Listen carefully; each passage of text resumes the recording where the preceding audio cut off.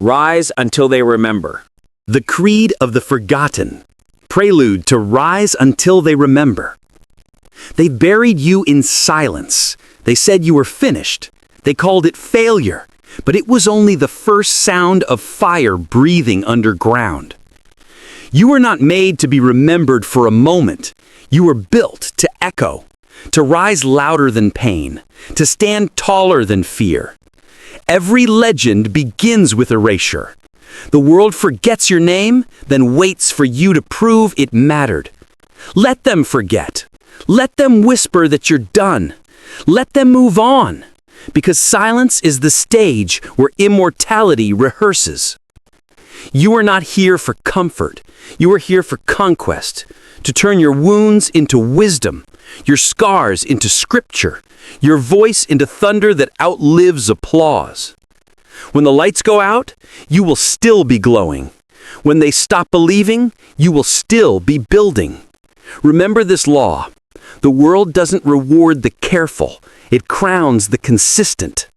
So rise again, not because they asked you to, but because your name was never meant to end in past tense. This is not hope, this is resurrection. This is the creed of those the world forgot, and the fire that refuses to die. They buried us. They didn't know we were seeds. Law of the creed. Never curse the soil that buried you. It only hid you so you could rise stronger. Like, share, and subscribe.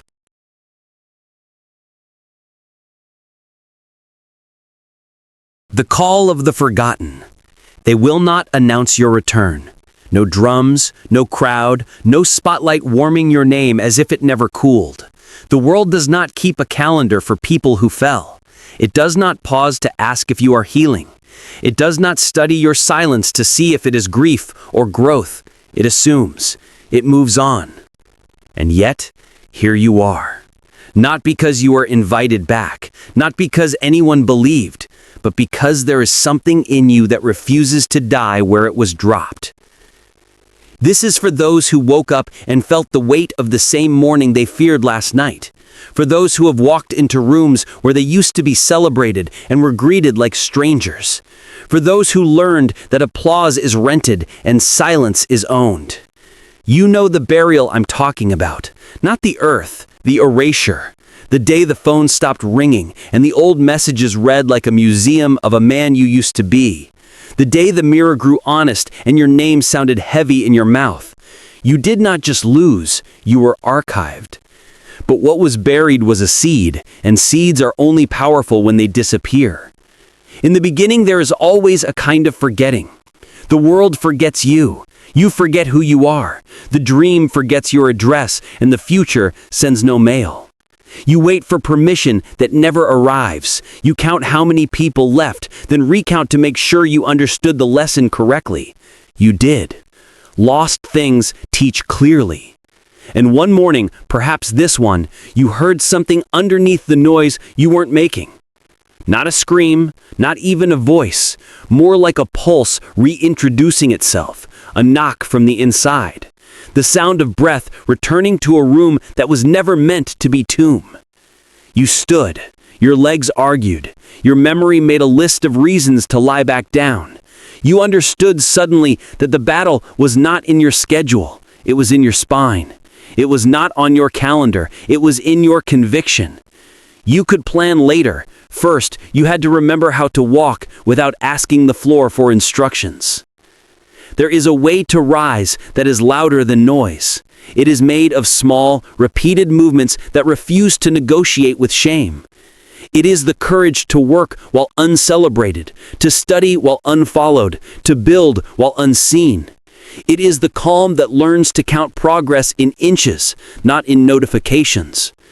The world tells you momentum is a crowd. Truth says momentum is a decision repeated until it becomes gravity. You do not need permission to begin again. You need breath you're willing to spend. Let us tell the truth plainly. Fear does not end, it is trained. Doubt does not vanish, it is outrun. Pain does not apologize. It is translated into strength by hands that will not let it rot.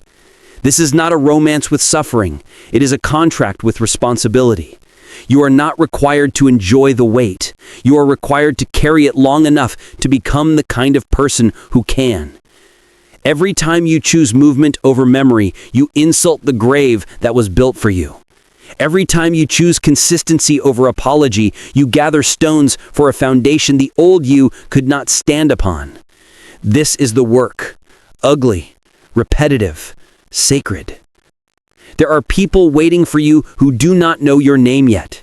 They are trying to breathe under the same water you learned to walk through. They are listening for a voice that tells them drowning is not destiny. They do not need your perfection. They need your example. So we will begin here with the quiet that forged you. We will not waste words complaining about who left. Leaving is a service when staying would have kept you soft. We will not pray for a smaller mountain. We will train for stronger lungs. We will not ask the night to end early. We will learn to see in the dark. I will not promise you ease. Ease is the language of endings. I will not promise you shortcuts. Shortcuts are how empires learn to collapse. I will not promise you miracles you don't have to bleed for. A gift you cannot carry is a trap. Instead, I will promise you this. If you move, the ground will remember your weight. If you rise, the air will learn your name again. If you build, even slowly, time will bend toward the structure that would not stop growing. There is a law in this universe that does not need your vote. The world does not reward the careful. It crowns the consistent. Careful can be frightened, dressed in strategy. Consistent is courage wearing boots. You will be tempted to announce yourself. Resist the performance of returning. Announcements spend energy you need for construction. Let your work be the press release. Let your results be the advertising. Let your peace insult every room that expected a grovel. You are not the rumor. You are not the screenshot of your worst day. You are not the chapter they photocopied because it made them feel tall. You are not the moment you were unprepared. You are not the estimate of people who have never built anything they had to defend. You are the author. You are the backbone. You are the fire that read its own obituary and laughed. There will be days when you will think you are moving too slow. Good. Slow is how steel learns its strength. There will be mornings when the mirror tries to negotiate with your old story. Smile. Mirrors are loyal to whatever stands in front of them most often. Stand there as the new you until it learns. And when storms arrives, and they will, remember that rain is not the enemy. Drought is. Thunder is not a threat. Indifference is. Lightning does not kill what is grounded. It illuminates the shape of what refuses to fall. You are allowed to be tired. You are not permitted to be owned by it. Rest is a weapon, not a retirement. Sleep is a strategy, not surrender. Sit when you must. Stand when you can. Crawl if you have to, but make the earth confess that you kept moving. This is the call of the forgotten. Not a scream, but a steady step. Not a crowd, but a creed. Not spectacle, but scripture written in days that looked the same and still counted. Rise until your footsteps sound like prophecy. Rise until your habits speak before you do. Rise until your name is no longer a memory, but a map for others to follow. Rise until the rooms that edited you out must redraw their walls. And when they finally remember, when the invitations return and the applause rehearses your name, do not become what you escaped. Do not outsource your spine to their approval. Wear the crown lightly, the way you carried the weight, without noise, without panic, without apology. You were not saved to be seen. You were saved to serve a future that needed you strong. If you are reading this, the signal has reached you. The silence has done its work. The burial is complete. The seed is ready. Take one breath, then another. Now, begin. Law of the call. You do not wait to be remembered. You move until memory has no choice. Bridge, from burial to fire. The world doesn't end with noise. It ends with absence. A door closes, and the air forgets your name for a while. At first, you wait for someone to knock. Then you realize the door was never locked, only untested. So you reach for it again, not because you're sure, but because the stillness has begun to itch. The quiet that once felt safe now feels like a cage too small for your breath. There's a moment before every resurrection when the body remembers the weight of the coffin and the soul decides it will no longer fit. That's where you are now, halfway between ending and ignition. You can feel the heat underneath the soil. That's your pulse returning. That's your permission. Every empire begins as a whisper in the dark, a sentence nobody hears until it becomes a sound the world cannot silence. You were never meant to stay underground. The soil was only an introduction. The darkness was only rehearsal. The weight was only the teacher of wings. Now listen closely. Can you hear it? That first crack in the surface? That tremor that says the seed has changed its mind about staying buried? Good. Then don't speak, don't plan, don't ask. Just rise. Because what happens next is what they'll call impossible later. Chapter 1. The Burial and the Fire. Buried, but not broken. The fall is never instant. It begins quietly. One small delay, one unanswered message, one day where nothing you touch turns gold. Then momentum reverses, and the world grows polite around your absence. No one announces that you've been forgotten. They simply rearrange their calendars until there is no space left where your name used to fit. You tell yourself it's temporary. You repeat words that once worked like keys: discipline, focus, grind. But the door doesn't open. And in that stillness, something inside you breaks. Not loudly, not visibly, but like glass behind a wall. That is the burial. Not the loss of breath, but the loss of witness. The burial smells like routine. You wake, you move, you exist, but nothing in the air calls your name anymore. You begin to suspect that maybe the best chapters of your life have already been printed. And yet, even here, under the soil of anonymity, the heart refuses to sign the death certificate. It beats, slower, heavier, but it beats. You start hearing faint sounds that feel familiar, old promises, unfinished sentences. They move through you like ghosts asking to be rewritten. Then comes anger, holy anger. The kind that doesn't destroy, it defines. You realize that waiting for rescue was your first mistake. Nobody is coming to pull you from the dirt. The dirt was meant to teach you pressure. Burial seasons are not punishment, they are preparation. The ground is not your enemy, it is your gymnasium.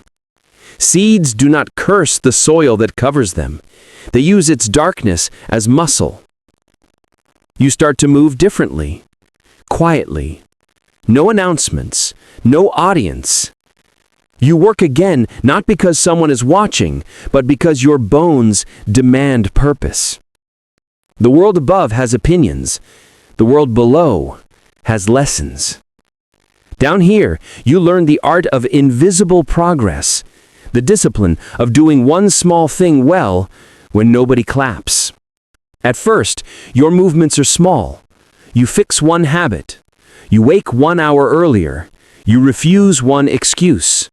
The soil shifts. Pressure rearranges. Something ancient inside you stretches toward light you cannot see. People assume silence means surrender. Let them.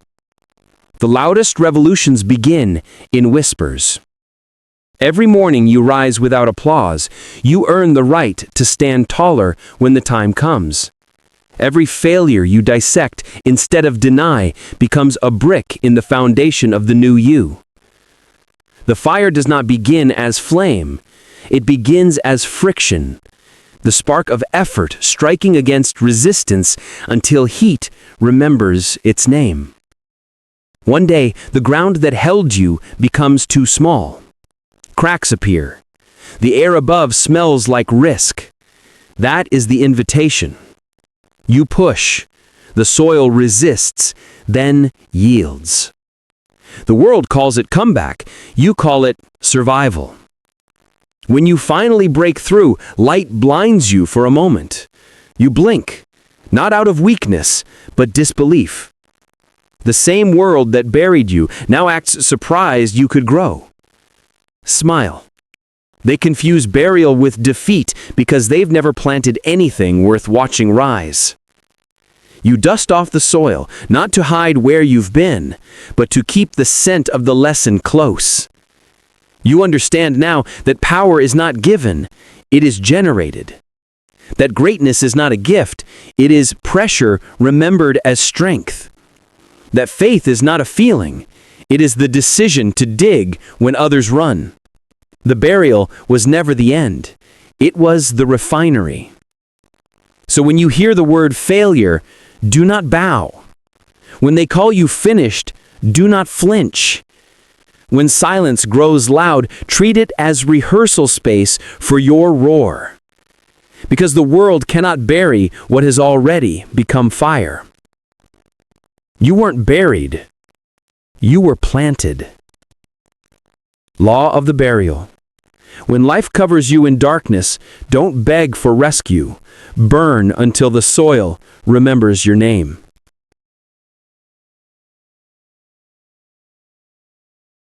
Chapter 2. Ashes and Evidence. The proof that you still breathe. There is a morning after the fire when the world looks smaller. Not safer, smaller. Rooms you once filled feel distant, like places you used to rent from a past version of yourself.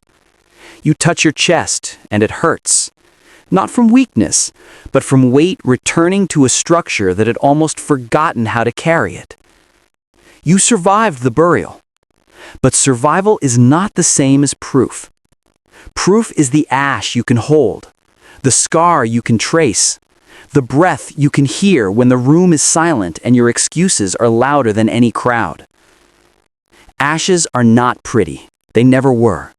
They cling to you, and you're tempted to wash them off too quickly, as if clean means healed. But ashes carry records. They keep temperature after flame. They refuse to lie about what burned and what was spared. They are the unglamorous archive of transformation. You can pretend you did not fall. The ash will not assist the lie. You can tell yourself it didn't matter. The ash will disagree. So sit. Let the gray dust gather on your hands, like a ceremony of honesty. You are not less because you burned. You are less if you learned nothing. There is a dignity in cataloging your ruins. Lift the pieces that remain and name them without panic. Which beliefs melted? Which habits survived? Which friendships carried water to the fire, and which ones brought air? You are not doing this to punish yourself. You are doing this to prevent amnesia. Loss, when unlabeled, becomes a ghost that keeps moving the furniture in your house. But labeled, loss becomes a map. You can walk back into the rooms of your memory and point. Here is where I underestimated discipline. Here is where I trusted applause more than foundations. Here is where I called comfort strategy. Here is where I put speed where patience belonged. Here is where I confused movement for progress. Here is where I broke my own promise, quietly, politely, repeatedly. The fire did not invent your weakness. It revealed it. The ash is not an insult. It is evidence. People will ask you to hide it. They mean well. They think to be strong is to look clean. But you have learned the difference. Polished is not powerful. A mirror can shine and still be fragile.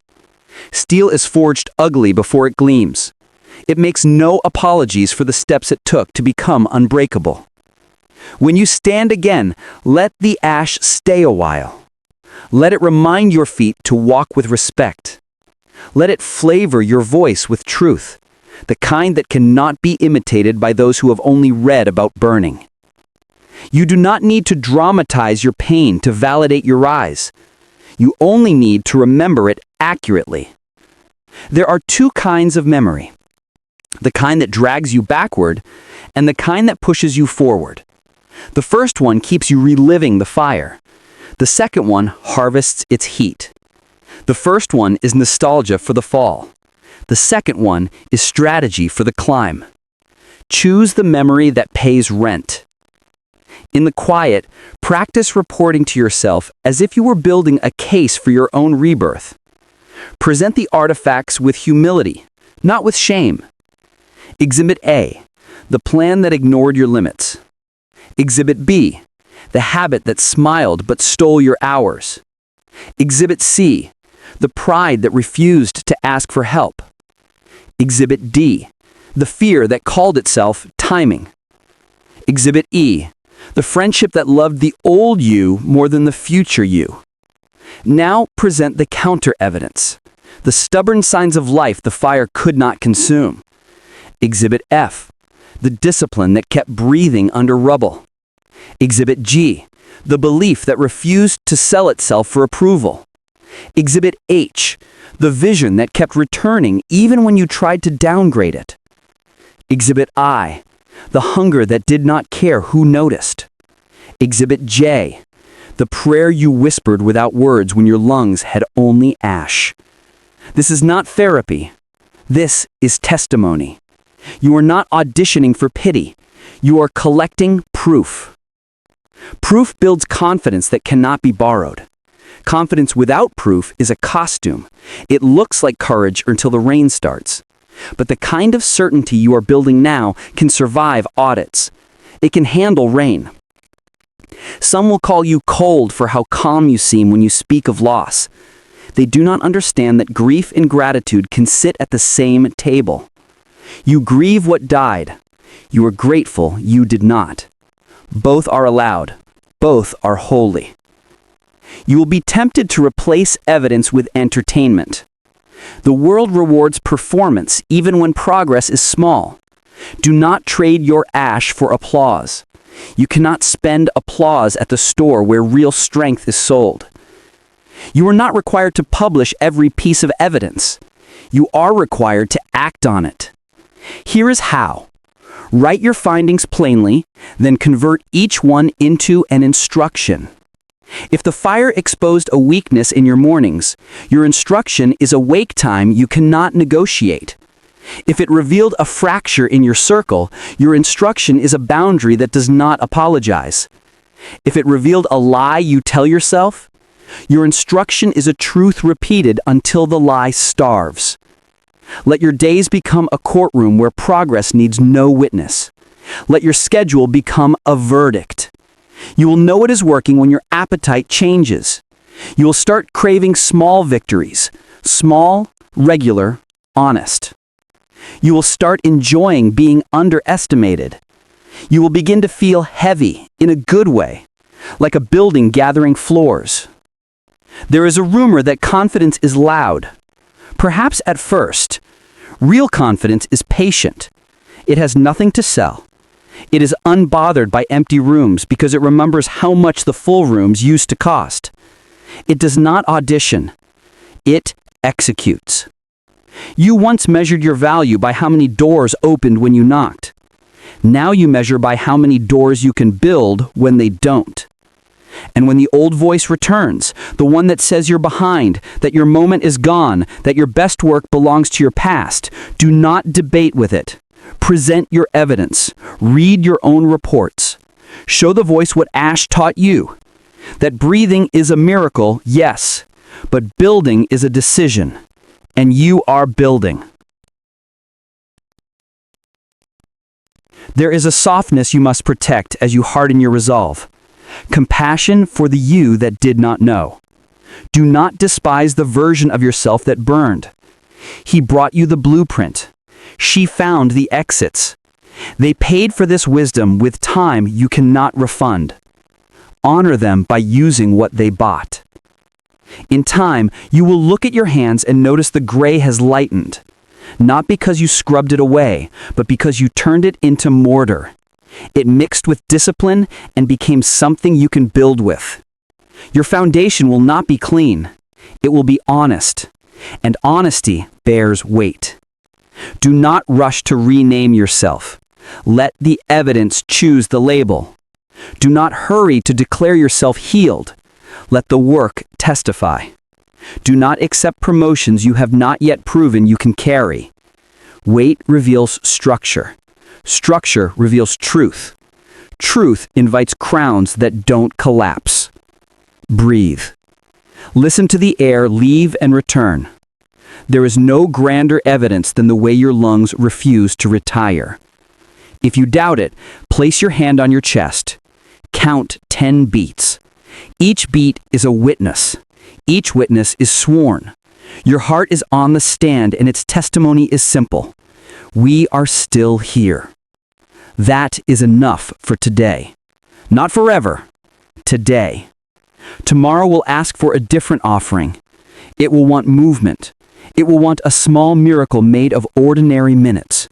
You will give it, and the day after you will give again until giving becomes language. When you walk outside, the world will look the same. That is how it protects itself from people like you. It wears a mask of indifference so that only the consistent can find its doors. Smile at it. It is not your enemy. It is your canvas. You are not owed a new life because you survived the last one.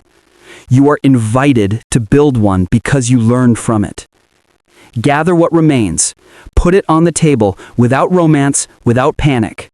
Sort it like a craftsman. Keep what strengthens, discard what sabotages. Repurpose what can be redeemed. And then stand. Not taller, truer. When they ask where your confidence comes from, you won't have to speak loudly. You will point to the ash in your bricks, the scar on your schedule, the patience in your plans. You will not convince them. You will not need to. Evidence does not argue. It rests its case and gets back to work. You have a case. You have a pulse. You have a day. Build. Law of evidence. Do not beg belief from others. Earn certainty from yourself, and let the proof do the talking. Chapter 3. The Anatomy of Failure. Learning from the fall. Failure does not arrive wearing warning signs. It shows up dressed as progress that stayed too long. It smiles, shakes your hand, and convinces you that momentum cannot expire. By the time you notice the cracks, they have already learned to whisper your name. The first law of failure is that it moves quietly. The second is that it never wastes pain. You will fail. Not once, not twice, but repeatedly, until you stop treating failure like a thief and start treating it like a mirror. Failure does not steal success. It shows you the places where success would have broken you. Most people only meet failure at the door and scream. They never invite it in long enough to hear what it came to teach. You must. Because every empire that collapses once has two choices: rebuild stronger or become legend for the wrong reasons. The fall. The moment of impact is rarely spectacular. Sometimes it looks like an email unanswered. Sometimes like a launch that no one noticed. Sometimes like a silence from a crowd that used to roar.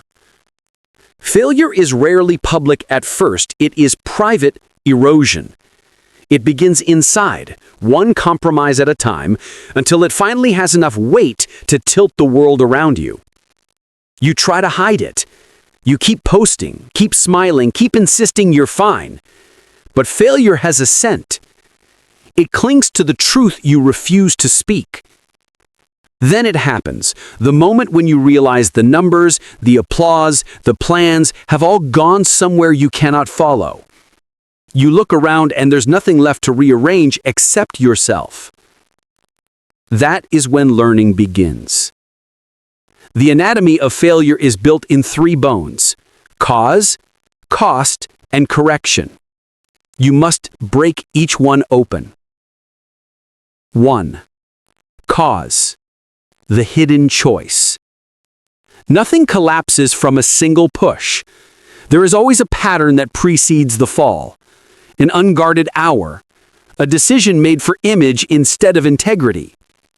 You will be tempted to blame timing or betrayal, and both may be true.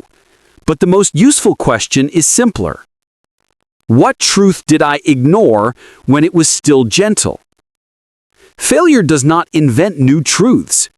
It enforces the ones you refuse to obey. If you listen, the ashes still speak. You rushed. You doubted. You neglected. You trusted applause more than alignment. Write them down. Do not decorate them, because denial is failure's favorite fertilizer. Once you identify the cause, the fog lifts. The pain becomes data. 2. Cost. The tuition of growth. Everything worth learning charges tuition. Failure's price is steep, but fair. It will bill you in relationships you outgrew, in time you mismanaged. In ego, you must dismantle piece by piece. You will pay in sleep. You will pay in silence. You will pay in the slow humiliation of watching someone else thrive with what you once held carelessly. Pay it. Do not negotiate the invoice. The quicker you pay, the sooner you graduate. Because if success is rented, failure is the down payment. It is the proof that you can carry weight without dropping character. Some people never rise again because they spend their recovery years disputing the bill. They argue with reality instead of collecting receipts. But if you can tally your costs honestly, you will never overpay for the same lesson twice. 3. Correction. The blueprint hidden in the rubble. After failure burns everything unnecessary, what remains is instruction. The problem is not that people fail, it's that they rebuild with the same design. You must change the blueprint. Correction is the quiet phase where you learn to separate noise from signal. It is lonely work. There is no audience for self-honesty.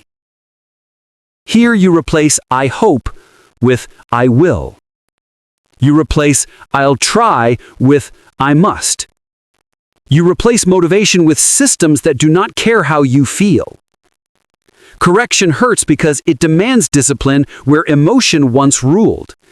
It requires killing the version of yourself that keeps promising without producing. Every structure that stands forever does so because its foundation was first insulted by gravity. Yours will be no different. The gift inside the fall. Failure is honest. It tells you when your strategy was built for seasons that no longer exist. It exposes what praise kept hidden. You cannot truly know yourself until you fail publicly. It strips the costume of competence. It reveals whether your identity was anchored in outcome or in purpose. When you fail, some will leave. Let them. Failure filters your circle faster than success ever could. It reveals who loved your crown and who loved your spine. In your next season, you will need both, but the spine must come first. When failure visits, feed it information, not emotion. Ask it, what should I have measured sooner? Where did I outsource accountability? Which habits were loyal to my ego instead of my vision? Write the answers. Then build systems that make disobedience impossible.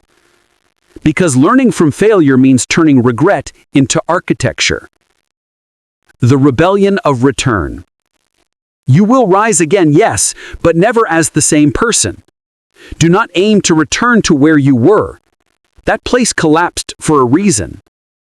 Aim for higher ground. The world will test you with echoes of the old temptation. Faster, flashier, easier. Smile at them. They are reruns of a show you no longer watch. Returning after failure is not about revenge, it's about revelation. You now know the texture of truth. You now understand the price of shortcuts. You walk slower because you count better. You speak less because you measure words in consequences. And when people ask, how did you come back? You will not give them a secret.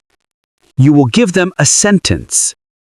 I refuse to repeat what broke me. That is all. That is everything. The art of using pain productively.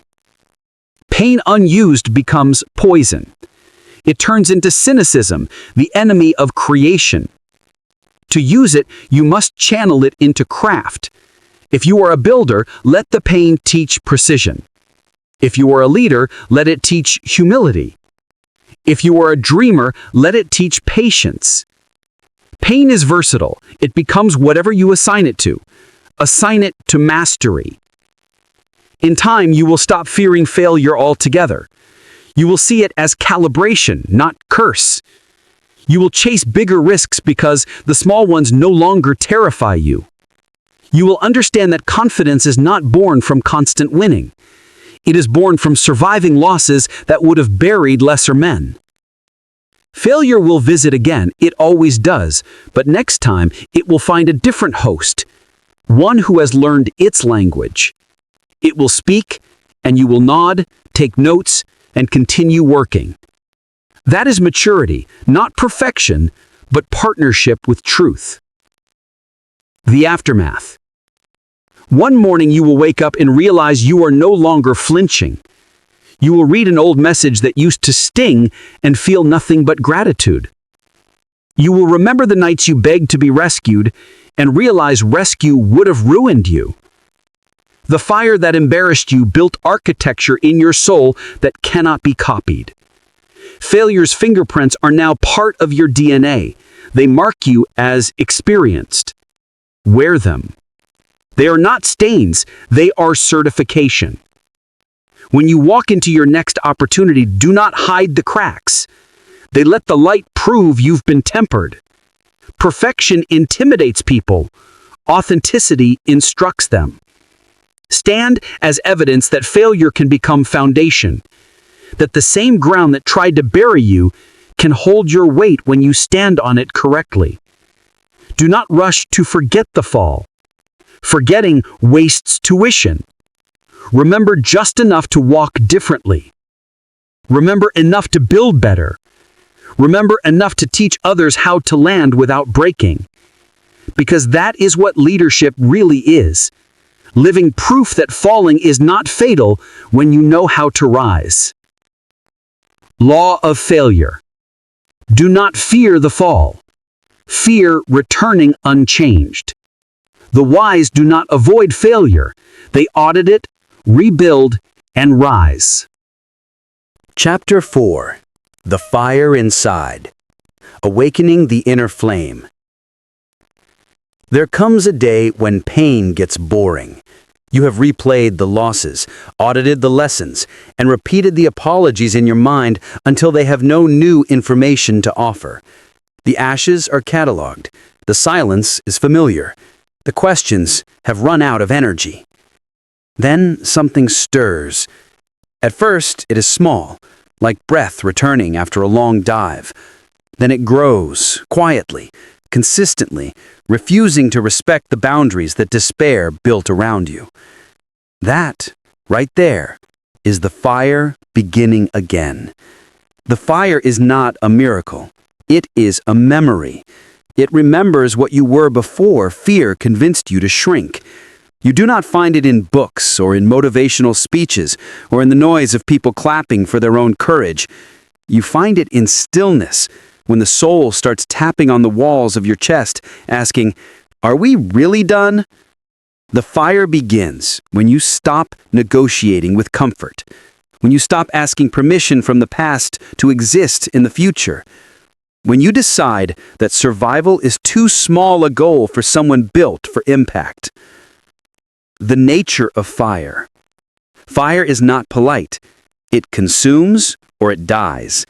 It does not ask if you are ready, it demands fuel. The same is true of purpose. If you want your life to burn bright, you must feed it something combustible. Old habits, outdated beliefs, lazy friendships, distractions masquerading as rest. Everything you keep that no longer serves your direction becomes damp wood. Wet wood doesn't burn, it smokes, and smoke looks busy but produces no light. That is how many people live, smoldering instead of shining, busy but not building, loud but not luminous. The fire inside you does not need permission, but it does require honesty. You cannot ignite while pretending to be content. You cannot glow while carrying excuses soaked in self-pity. So make a list, not of goals, but of kindling. What must be sacrificed for you to burn clean again? Write it down. Then strike a match. Fuel and flame. Every great life is built on controlled burning. There are days when you will have to destroy something familiar to keep your momentum alive. A habit, a story, a comfort that pretends to care about you. Burn it. Growth is not always addition. Sometimes it is subtraction performed with conviction. You will think you are losing too much.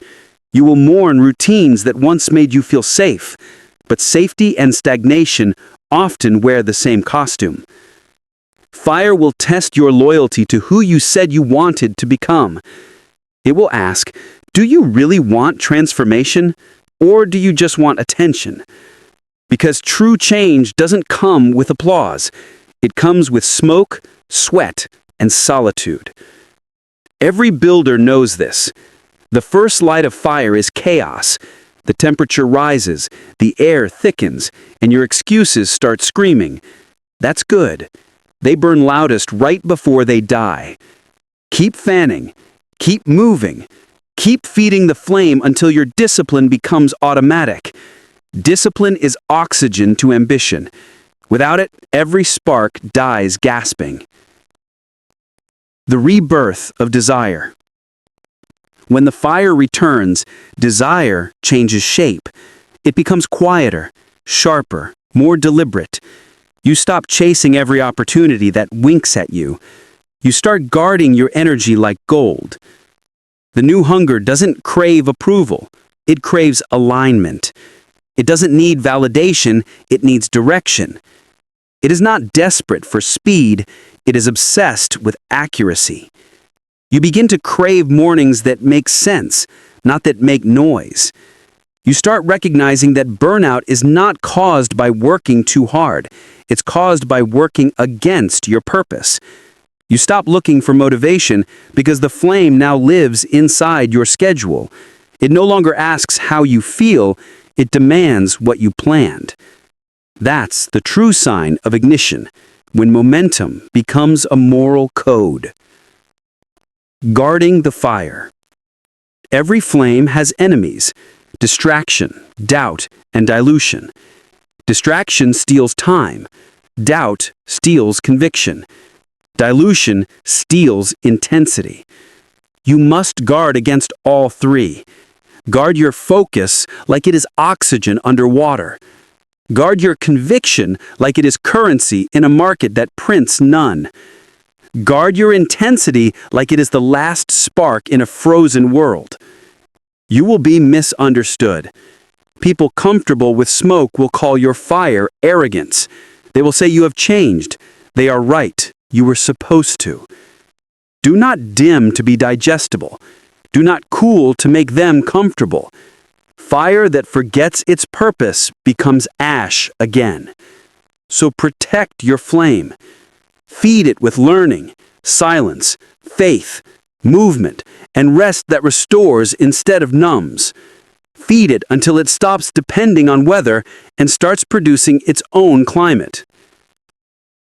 The law of conversion.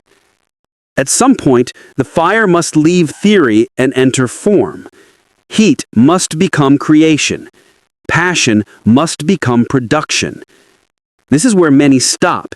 They confuse inspiration with transformation. They feel the warmth and mistake it for change. But fire without direction is just destruction.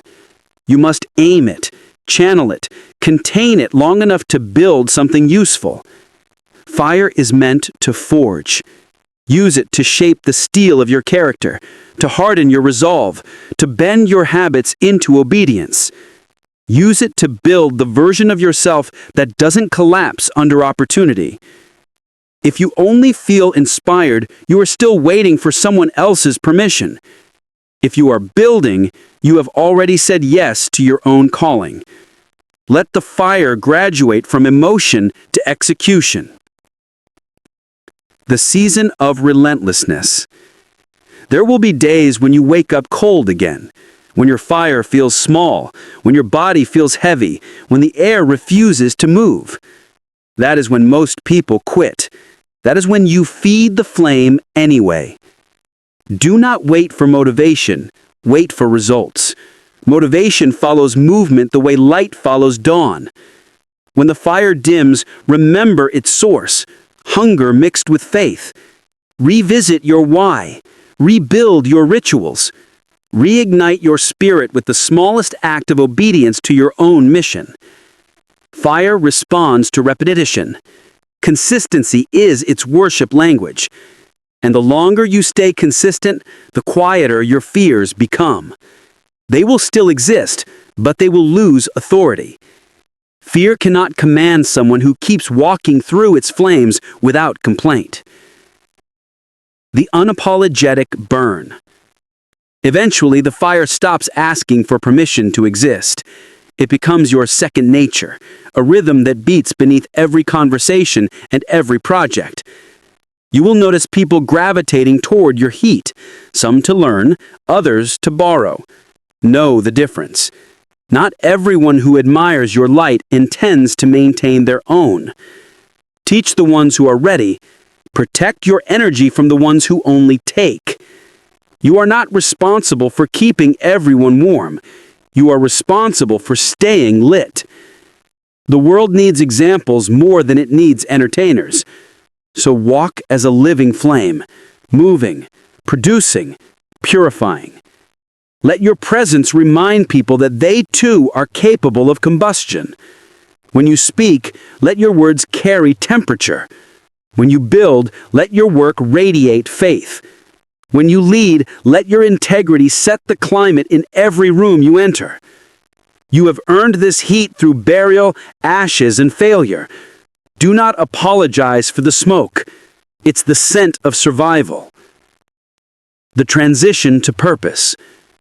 The fire inside you was never meant to stay personal. Eventually, it must illuminate others. That's how you prevent arrogance, by converting energy into service. A fire that only serves itself becomes hell. A fire that warms others becomes legacy. So spread it wisely. Share it through excellence, not entitlement.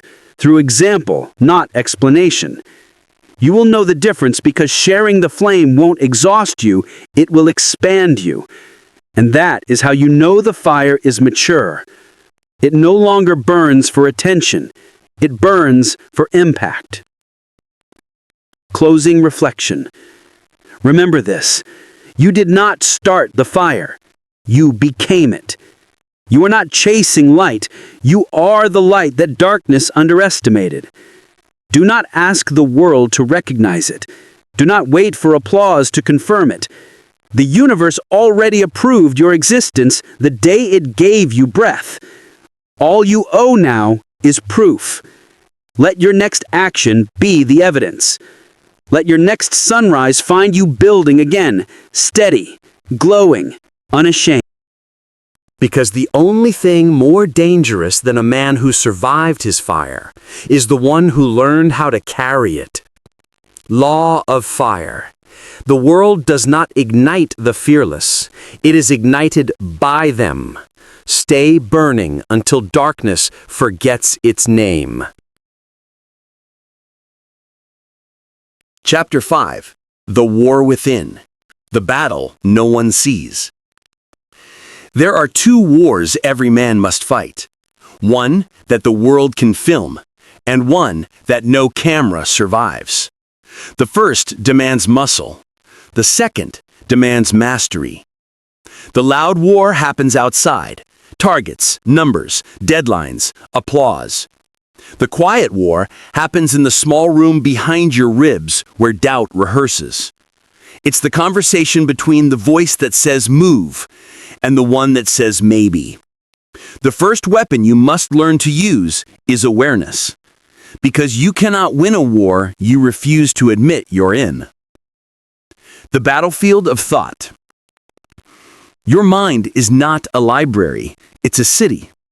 Every thought builds or breaks a street. Every emotion opens or closes a gate. Every belief becomes law enforcement inside that city. If fear runs the police department, courage needs a passport.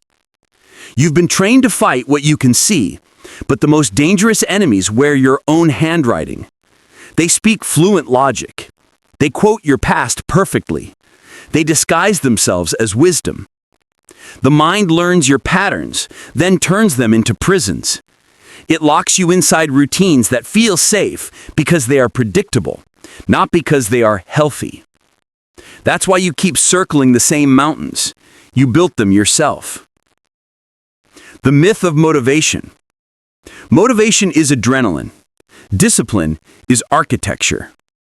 Motivation will make you start. Discipline will make you stay. You cannot rely on emotions that change with the weather. If your productivity depends on inspiration, then your destiny depends on mood swings. True warriors build routines so solid that feelings become optional. They wake when tired. They move when uninspired. They act because action is identity, not emotion. The war within is not about how loud you roar when excited. It's about how consistent you march when exhausted. The enemy called comfort. Comfort is clever. It calls itself balance, self-care. I deserve a break. But when comfort becomes a pattern, it starts rewriting your hunger. You begin to negotiate with your own excellence. You start giving discounts to your purpose. Comfort whispers, "You've done enough." But purpose has a longer memory. It remembers the promise you made when no one believed in you. When comfort wins, growth retreats. And comfort always wins slowly, one justified delay at a time. To fight it, you must stay slightly uncomfortable on purpose. Keep a challenge alive that humbles you daily. Comfort hates accountability. Make your schedule a weapon. Make your standards the gate no weakness can walk through. The voice of fear. Fear is not the enemy. Obedience to it is. Fear is a compass pointing to where your growth lives. Every time you run away from it, you train your nervous system to associate safety with smallness. You cannot delete fear. You must domesticate it. Feed it discipline until it learns who's in charge. Fear will visit before every big move. It will wear the mask of logic. Wait until next month. Get more ready. Make sure they understand first. Tell it, I don't need understanding to start. I need consistency to finish. Fear respects motion. It loses power when you act in its presence. You don't need peace of mind. You need mastery of mind. Peace is a product of mastery, not a prerequisite for it. Training the mind. The mind is a muscle that obeys repetition. You cannot think your way into strength. You must practice it. Start small. Replace reaction with reflection. Replace assumption with awareness. Replace complaint with correction. Train your thoughts to report to you instead of rule you.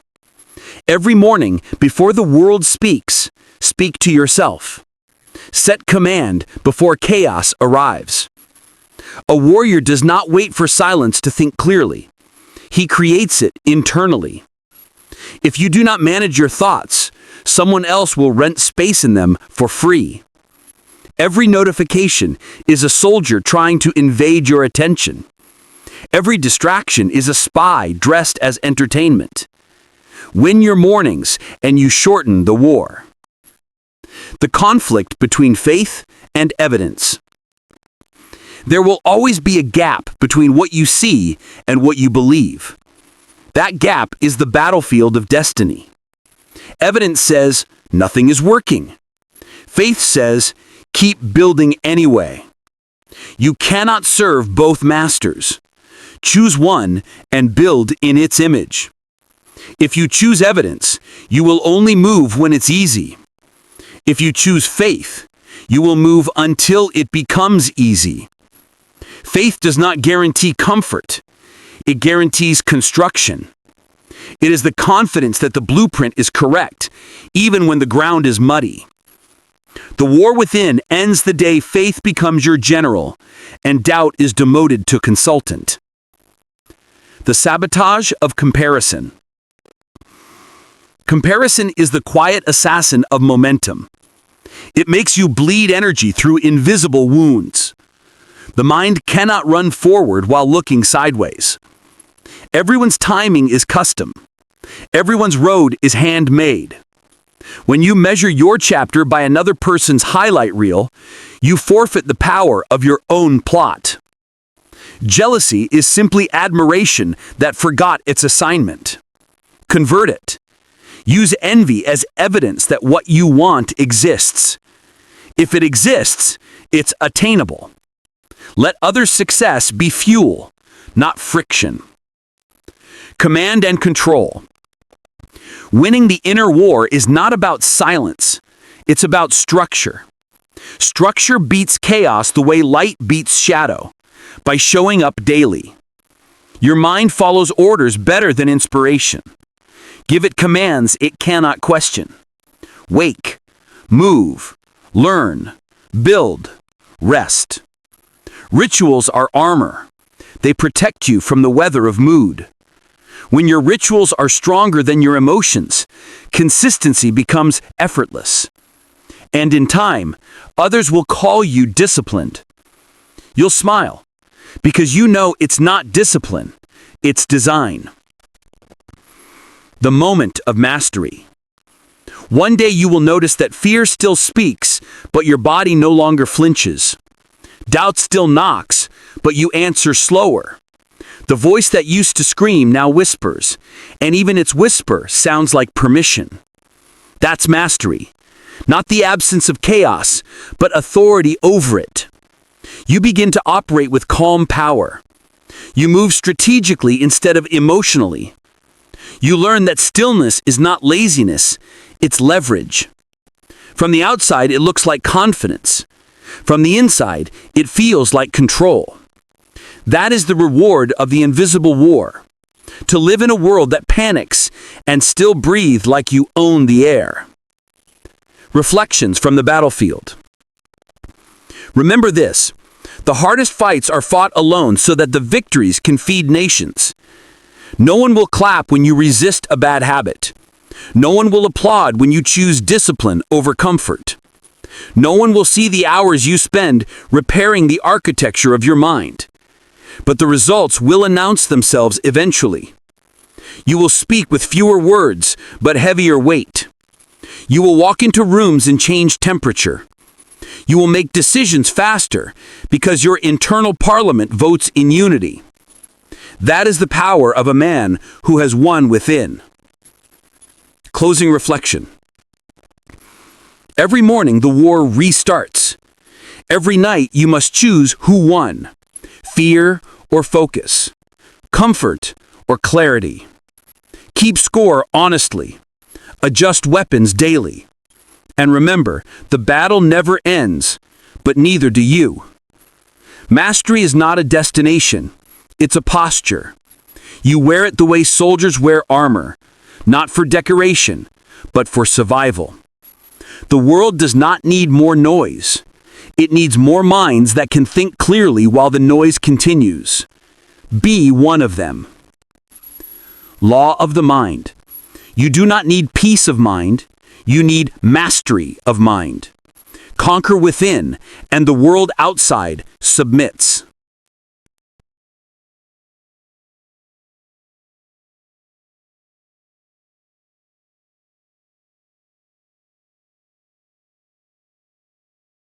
Chapter 6. The Price of Peace. Learning calm in chaos. Peace is not a reward. It is a discipline. It is not granted by quiet days. It is forged during loud ones. It is not found in the absence of trouble, but in the presence of control. You cannot buy peace with prayers you refuse to practice. You cannot inherit it from mentors who have not faced your storms. Peace must be built, brick by brick, breath by breath, decision by decision. It costs more than comfort because it requires self-government. And no one rules their world until they rule their reactions. The nature of chaos. Chaos is not just noise, it is opportunity wearing no uniform. It is life testing whether your calm is decoration or design. Anyone can appear composed when the air is still, but true peace reveals itself only when the ground shakes. The world has taught you to fear chaos, but chaos is where warriors learn balance. If everything around you must be perfect before you can think clearly, then you are not peaceful, you are fragile. Peace that depends on environment is rental. Peace that depends on awareness is ownership. The price tag of control. Control is expensive. It demands that you stop outsourcing your emotions to circumstances. It demands that you stop saying, "They made me angry," and start confessing, "I chose to stay reactive." You cannot lead others while being owned by triggers.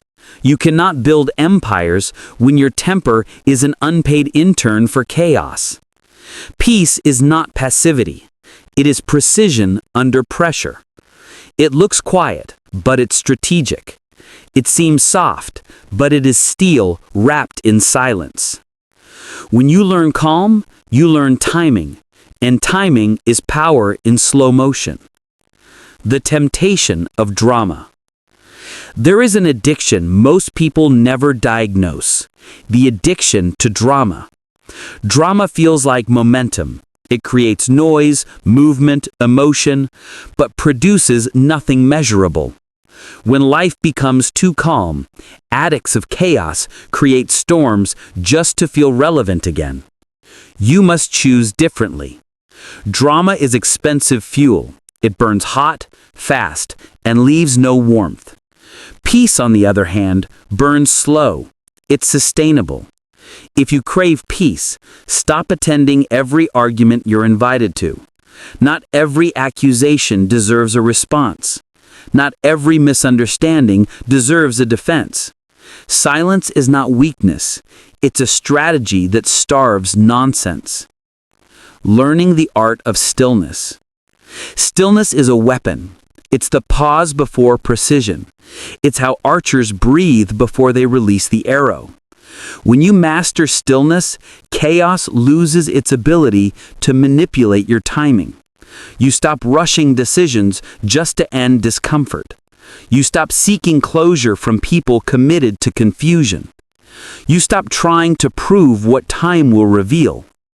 Stillness teaches you to separate movement from progress, to understand that not every noise is a signal, and not every emergency deserves your speed. You start answering with reason instead of reaction. You start conserving energy for creation instead of correction. That's how peace multiplies. It hides inside discipline. The economy of attention. Peace has an economy. Its currency is focus. Whatever you give attention to grows. Whatever you starve of attention shrinks. This is not philosophy, it's physics. You cannot say you want peace while feeding chaos with constant observation. The mind cannot tell the difference between attention and affection. What you focus on becomes what you feel. Withdraw attention from what drains you. Invest it in what grounds you. If someone can ruin your day with a message, then they own stock in your peace. Revoke their access. You are responsible for protecting the gates of your attention, the way a general guards a fortress. Let only purpose, truth, and gratitude pass freely. The calm of builders. Every great builder works inside noise. Machines whir, deadlines breathe down their necks. Still, they measure twice, cut once, move precisely. That's peace. Peace is not a candlelit room. It is a construction site where purpose and patience share the same oxygen. You can have a storm raging around you and still pour concrete correctly. You can have critics shouting and still build the next floor. Peace is not escaping chaos, it's engineering through it. The sound of nails hitting steel is not disturbance, it's design. The cost of reaction. Every reaction is a purchase. You pay for it in energy, in credibility, in time you will never reclaim. People who master peace treat reactions like currency. They spend them sparingly. Before you answer, ask, is this worth withdrawal from my calm account? If not, let silence do the accounting. Because every unnecessary reaction compounds like debt. 1 minute of anger can cost a day of productivity. One public outburst can cost a decade of reputation. The rich in wisdom spend slowly. Faith and focus. There is a peace that cannot be explained because it does not come from control. It comes from confidence. Confidence in something bigger than the noise. Faith is peace's older brother. Where peace ends, faith begins. Faith whispers, you may not see the plan, but you are not unprotected. You will not always feel safe, but if you trust purpose more than panic, you will act safely even in danger. Faith is the bridge between chaos and calm. Walk it daily. When calm feels costly. There will be moments when calm feels like cowardice. You will want to fight every disrespect, explain every misunderstanding, prove every rumor false. Resist. Let your work finish the arguments your words cannot. Time is undefeated in debates of truth. Peace often costs you the last word. Pay it gladly. Let silence collect the receipts. The transition from fire to flow. You have been taught that passion must always roar, but real power hums. The loud phase of transformation is over. This is refinement. Now you are learning to direct your fire instead of drowning in it. Passion gets attention. Peace earns authority. This is how legends operate. They don't need to announce energy. They embody it. You must learn to flow. Flow is fire under management. Heat guided by wisdom. It doesn't explode, it endures. Rest as strategy. Rest is not surrender. Rest is recovery disguised as rebellion in a world addicted to exhaustion. Even machines that run too long without pause melt their circuits. Even stars dim to conserve energy for their next explosion. Rest is how you renew precision. It's not lazy, it's tactical. You cannot lead if you are leaking. You cannot inspire if you are inflamed. Peace begins with a rested nervous system. Schedule your rest the same way you schedule your rise. Rest with the same intensity you work. Sleep like someone preparing for war, because you are. The maturity of peace. Peace, when fully grown, doesn't announce itself. It simply enters a room and changes the air. You can feel it in the way you pause before answering, in the way your breathing becomes a metronome that keeps time for chaos, in the way you no longer chase urgency disguised as importance. People will wonder why nothing rattles you anymore. Tell them the truth. I stopped renting my emotions to random events. That's the price of peace, emotional ownership. You don't buy it once, you renew it daily through discipline. Closing reflection. Peace is not for the weak, it is for the trained. It is the quiet crown of those who survived noise without becoming it. Let your calm be a language the storm cannot translate. Let your stillness offend the frantic. Let your focus scare the distracted. Peace is not a gift you find. It is a strength you become. And once you've paid for it with patience, practice, and perspective, never sell it cheaply again. Law of peace. Calm is not weakness. It is control. Master your reaction, and chaos becomes your classroom. Chapter 7. Rebuilding the Ruins. Starting again, brick by brick. Every resurrection demands construction. The fire cleared the ground, the silence recalibrated the soul, and now what stands before you is nothing. A blank field of memory and possibility. This is the hardest part. Not the fall, not the burial, not the war within, but the ordinary work of building again when no one is watching. Because beginnings are romantic. Rebuilding is surgical. Beginnings attract applause. Rebuilding requires scars. Anyone can start something new. Only the mature rebuild something broken. The landscape of aftermath. Rebuilding starts with inventory. You stand amid the ruins of what used to be your plans and ask, what's left? Not with despair, but with discipline. Not with emotion, but with evaluation. You take stock of resources, time, skill, reputation, trust, and energy. You find what can be salvaged, what must be replaced, and what should never return. The ground feels strange, familiar yet foreign. It's the same location, but the soil has changed. You have changed. That's the first rule of rebuilding. You cannot build the new world with the blueprints of the old you. The old you cared about speed. The new you cares about structure. The old you chased applause. The new you seeks alignment. The old you built to be seen. The new you builds to last. Write this truth somewhere visible. I am not starting over. I am starting wiser. The science of slow. Rebuilding feels slow because it's real. The hype of momentum is gone. Now you must rely on rhythm, repetition without recognition.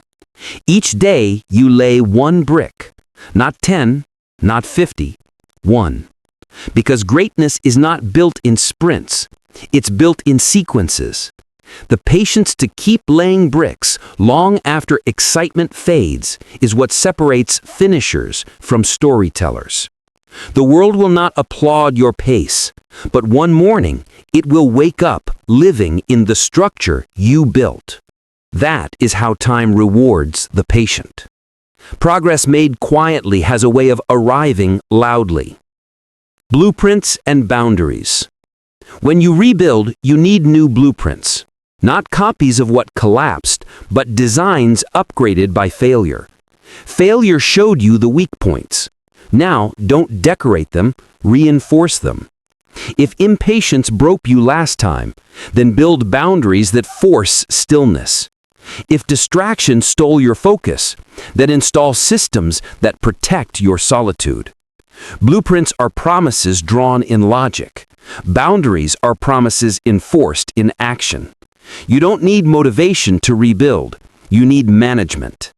A disciplined environment will outperform an inspired heart every time. The power of routine. Rebuilding requires rhythm. The fastest way to rebuild trust, structure, and success is not through grand gestures. It's through routine. Routine is the scaffolding of transformation. You climb it every day until the view changes. You wake up, you execute, you review, you adjust. Repeat. That's how strength grows. Invisible, incremental, irreversible. The person who masters repetition becomes unstoppable, because time cannot argue with consistency. Make your daily routine boring enough to build history. Excitement is fragile. Discipline is permanent. The weight of small wins. In the early stages, your victories will be microscopic. A completed task, a quiet mind, a day without regression. Celebrate them, not loudly, but sincerely. Small wins are the emotional currency of big destinies.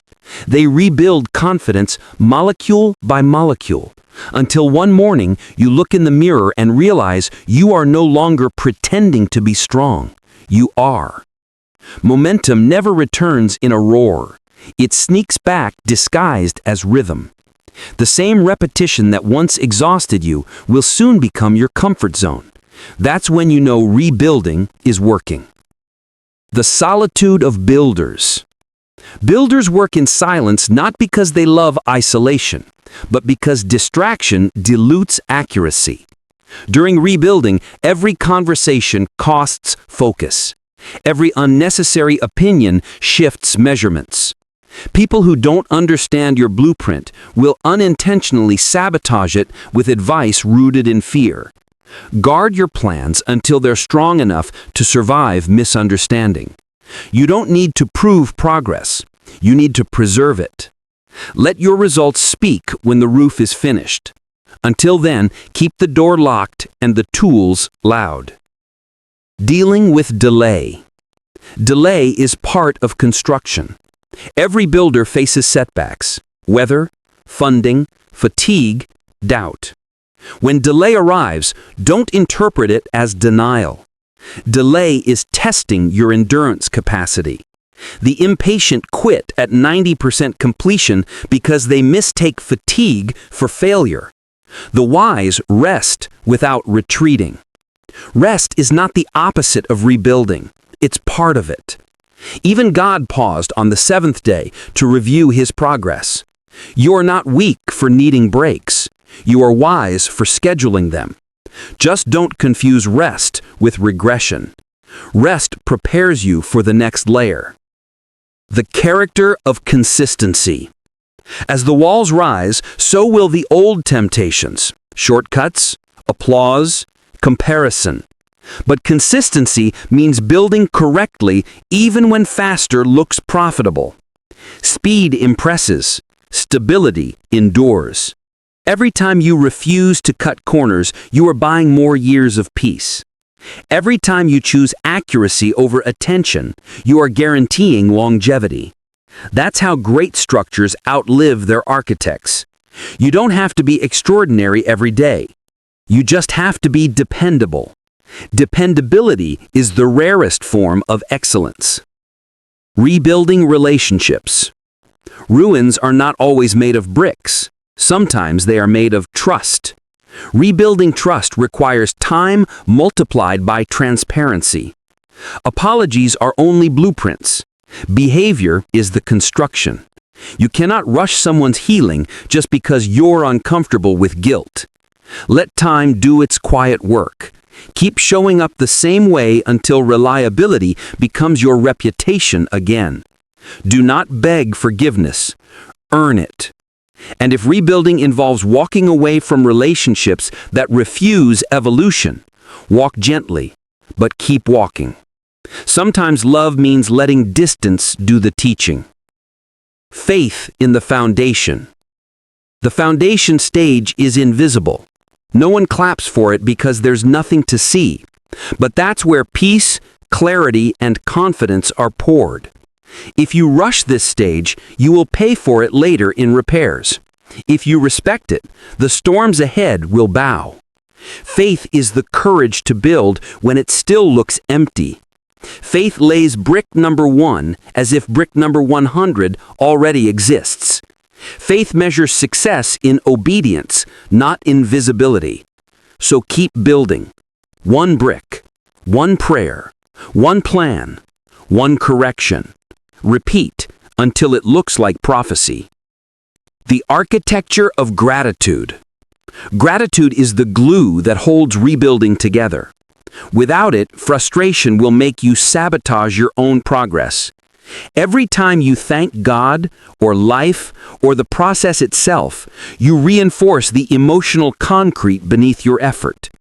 Gratitude turns exhaustion into endurance. It turns waiting into worship. The reason most people don't finish what they start is because they confuse gratitude with satisfaction. They think saying thank you means I'm done. No, gratitude means I'm still here. I'm still working. I'm still becoming. Builders who thank the process don't need applause. They generate their own energy. The reward of rebuilding. There will come a morning when the structure stands tall again. You will run your hand along its walls, and instead of pride, you will feel peace. You will remember the nights you wanted to quit. You will smile at the foundation that refused to crack. That's the hidden gift of rebuilding. It not only gives you a stronger structure, it gives you a steadier spirit. You will move through the world differently now, slower, heavier, wiser. Because once you've rebuilt yourself from nothing, nothing external can ever threaten you again. Closing reflection. The ruins were never punishment. They were preparation for permanence. The slow work of rebuilding has purified your ambition. You no longer chase validation. You build evidence. Brick by brick, habit by habit, you are constructing peace that doesn't leak. And when people see the new structure and call it success, you'll know the truth. It's not success, it's survival, refined into legacy. So keep building, quietly, relentlessly, righteously. Because what you build in silence will one day speak in thunder. Law of rebuilding. Rebuilding isn't glamorous, it's sacred. Lay your bricks slowly. Speed builds followers. Accuracy builds kingdoms. Chapter 8. The Craft of Consistency. Mastering the Daily Grind. Greatness is not a moment, it's maintenance. And maintenance is not glamorous. It is repetition disguised as routine. It is patience disguised as progress. It is the art of doing what works long after it stops feeling exciting. The world celebrates starts and finishes. It rarely claps for the middle. But the middle is where destiny matures. Consistency is how ordinary people become inevitable. The myth of motivation. Motivation is fireworks. Consistency is sunrise. Fireworks impress. They appear, explode, disappear. Sunrise sustains. It returns, reliable, unannounced. You do not need to feel inspired every day. You need to be loyal to your structure every day. Inspiration is emotional fuel. It burns fast. Systems are industrial fuel. They keep the engine running. Those who depend on emotion never build endurance. Those who depend on rhythm outlast storms. Consistency does not ask if you feel like it. It only asks, did you do what you said you'd do? Why consistency matters. Every result you admire is built from a pattern someone refused to break. Consistency compounds small actions into unstoppable momentum. Discipline is not punishment. It's compounding disguised as boredom. When you repeat excellence long enough, the world starts calling it talent. Consistency is what turns good intentions into great identities.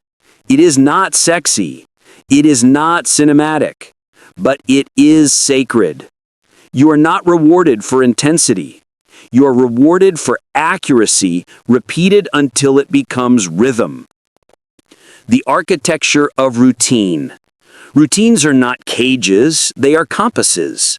They point you toward progress even when emotion misleads you.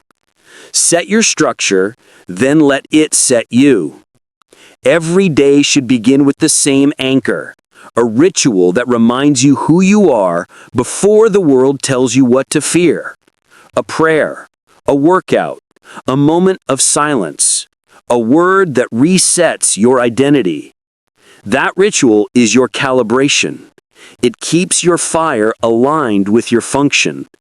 Because without routine, fire becomes fatigue.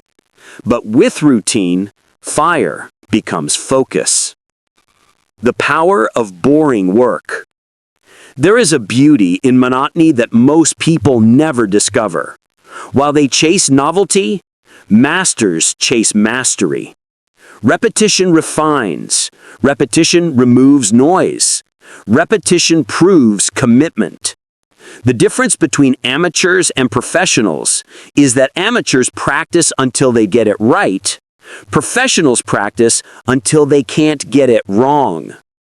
Consistency is repetition after recognition. It is showing up even after the applause fades. That's the grind that separates legends from trending topics. How to build momentum. Momentum is not magic, it's math. Do one thing consistently long enough, and you will begin to collect compound credibility. Momentum grows like gravity. Each day of obedience increases the pull toward progress. Miss a day, and momentum resists. Miss a week, and momentum forgets your name. That's why consistency must be protected like a newborn, fed daily, shielded from noise, capped in the light of discipline. Never break the chain. Even small actions keep the blood of progress flowing. One phone call, one paragraph, one workout, one prayer, one sale, one seed. Every one adds up. Every one matters. The psychology of commitment. You do not rise to the level of your goals. You fall to the level of your systems. Consistency is not about talent. It's about triggers. You must build an environment that makes obedience automatic. If your workspace inspires laziness, redesign it. If your circle normalizes distraction, prune it. If your tools slow you down, upgrade them. Excellence cannot live in chaos. When systems make good behavior easier than bad behavior, discipline becomes self-maintaining. That's not obsession, that's wisdom.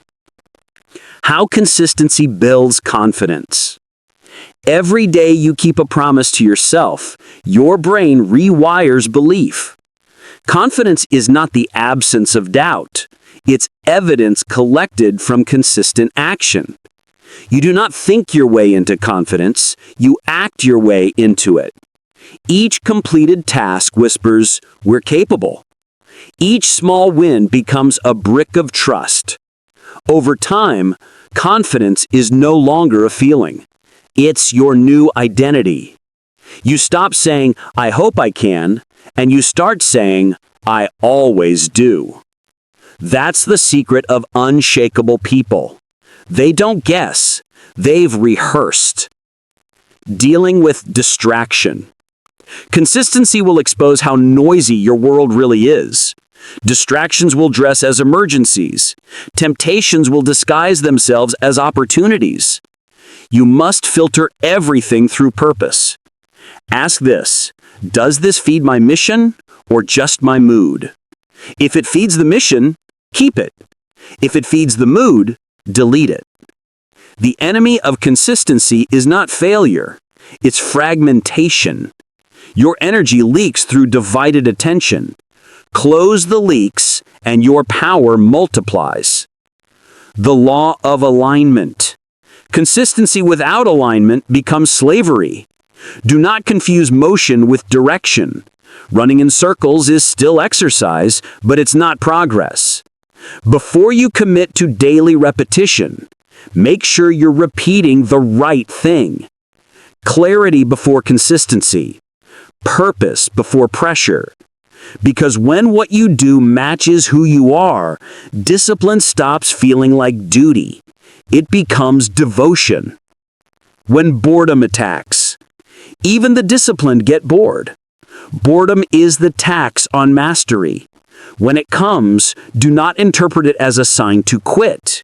Interpret it as proof that you've entered the realm of professionals. Amateurs chase stimulation. Professionals chase completion. The cure for boredom is not escape. It's elevation. Level up the challenge inside the routine. Increase precision. Shorten reaction time. Do the same thing with more awareness. That's how you turn boredom into brilliance. Consistency and character. Repetition shapes not just results, but reputation. People trust those who are predictable in integrity. They may not always like you, but they will always know where you stand. That predictability becomes power. Consistency trains people to take your word seriously. It trains your own mind to associate effort with identity. Eventually, you stop chasing motivation altogether.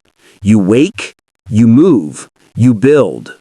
Not because you feel like it, but because it is who you are. The long view.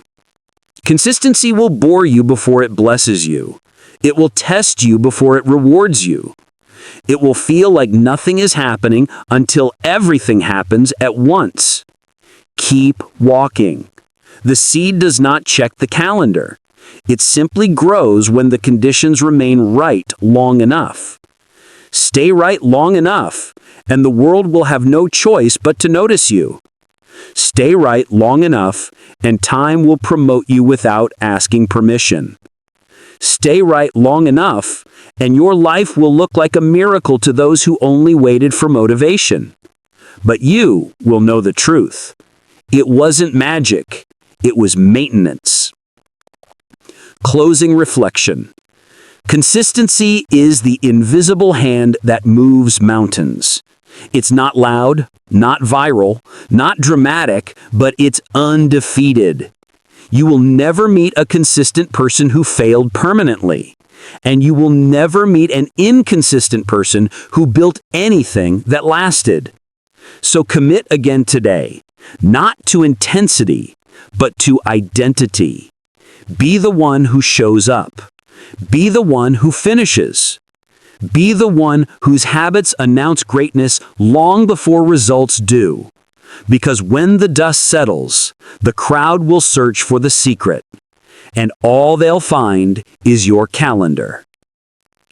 Law of consistency. Your habits are louder than your talent. What you repeat becomes who you are. Chapter 9. The Throne Within. Becoming Your Own King. A crown is not made of gold. It is made of governance. Before the world ever crowns you publicly, you must sit on the invisible throne of your own discipline. Leadership begins with self-rule. Every empire that will stand must first be led by a man or woman who can command themselves when no one is watching. You cannot command others until you can command your impulses. You cannot lead a business, a team, or a vision while being a slave to your moods. True royalty begins in restraint. Power without principle is just noise with armor. The illusion of power. The world confuses control with power. But control over others is fragile. Control over self is forever. Anyone can look powerful when things obey them. Only kings remain composed when things betray them. A paycheck can make you comfortable. A title can make you visible. But only self-government makes you unshakable. That's the throne within, the seat of authority over your own reactions, your appetites, your fears, your time. Master that seat, and the external world becomes negotiable. The mirror of mastery. Every morning you sit before the mirror, not to check your reflection, but to meet your ruler. Ask yourself, who's in charge today?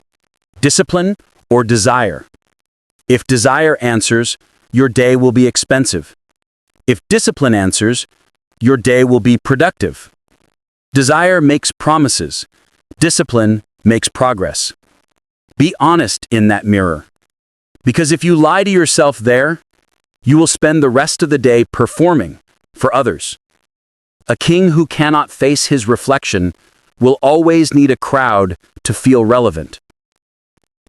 The throne of accountability. Accountability is the furniture of leadership. Sit on your throne with metrics, not memories. Do not say, I worked hard.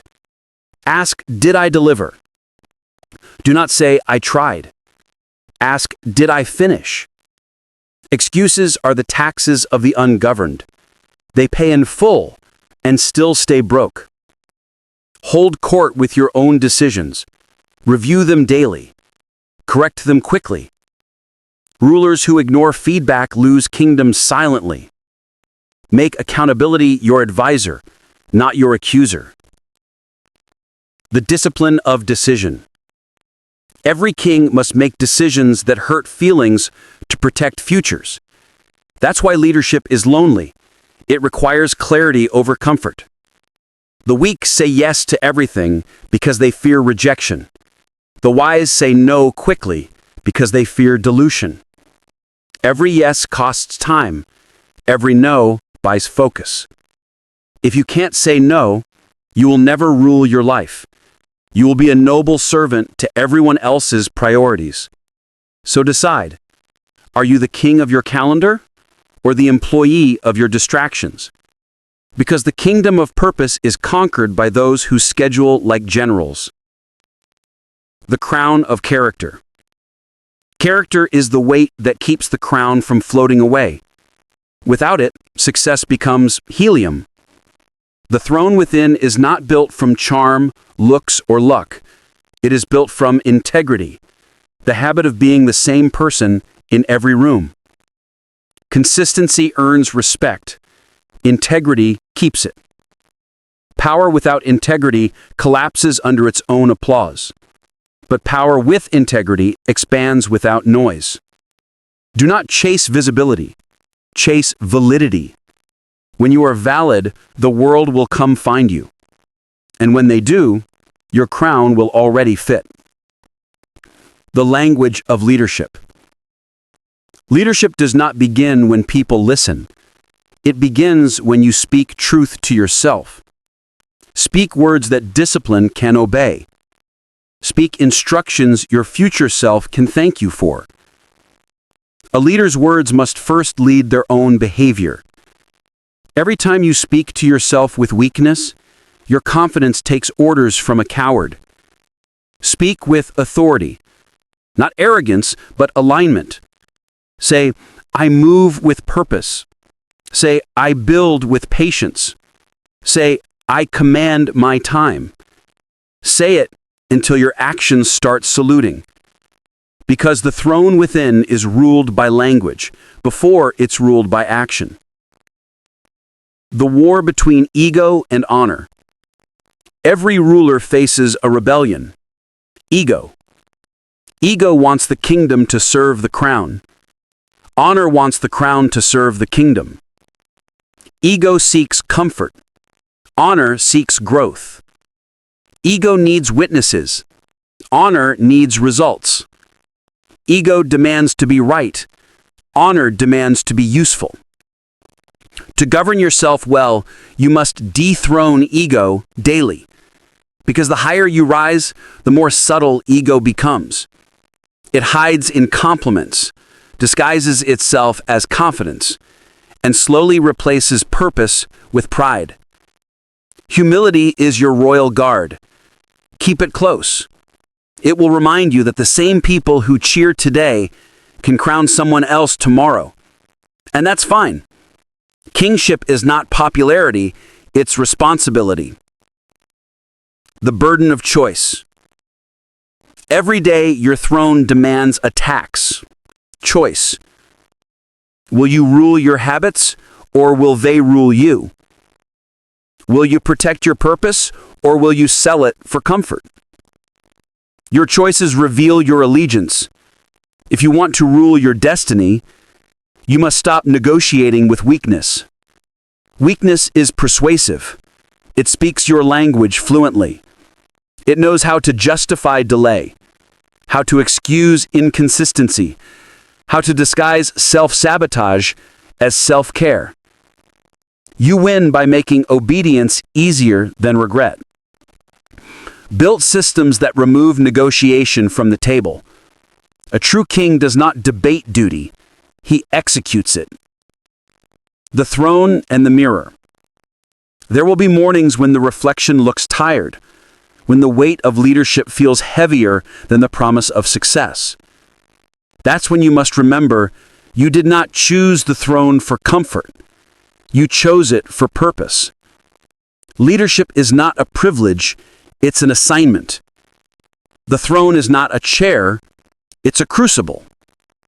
It will refine you until only truth remains. You will lose people who cannot breathe your altitude. You will gain peace that cannot exist at lower levels. Both are part of the cost. The currency of respect. Respect cannot be demanded, it must be demonstrated. When people watch you govern yourself well, how you respond under pressure, how you handle failure without panic, how you speak when anger tempts you, they begin to follow without being asked. That is the quiet power of authority earned through example. You don't shout commands. Your consistency becomes command.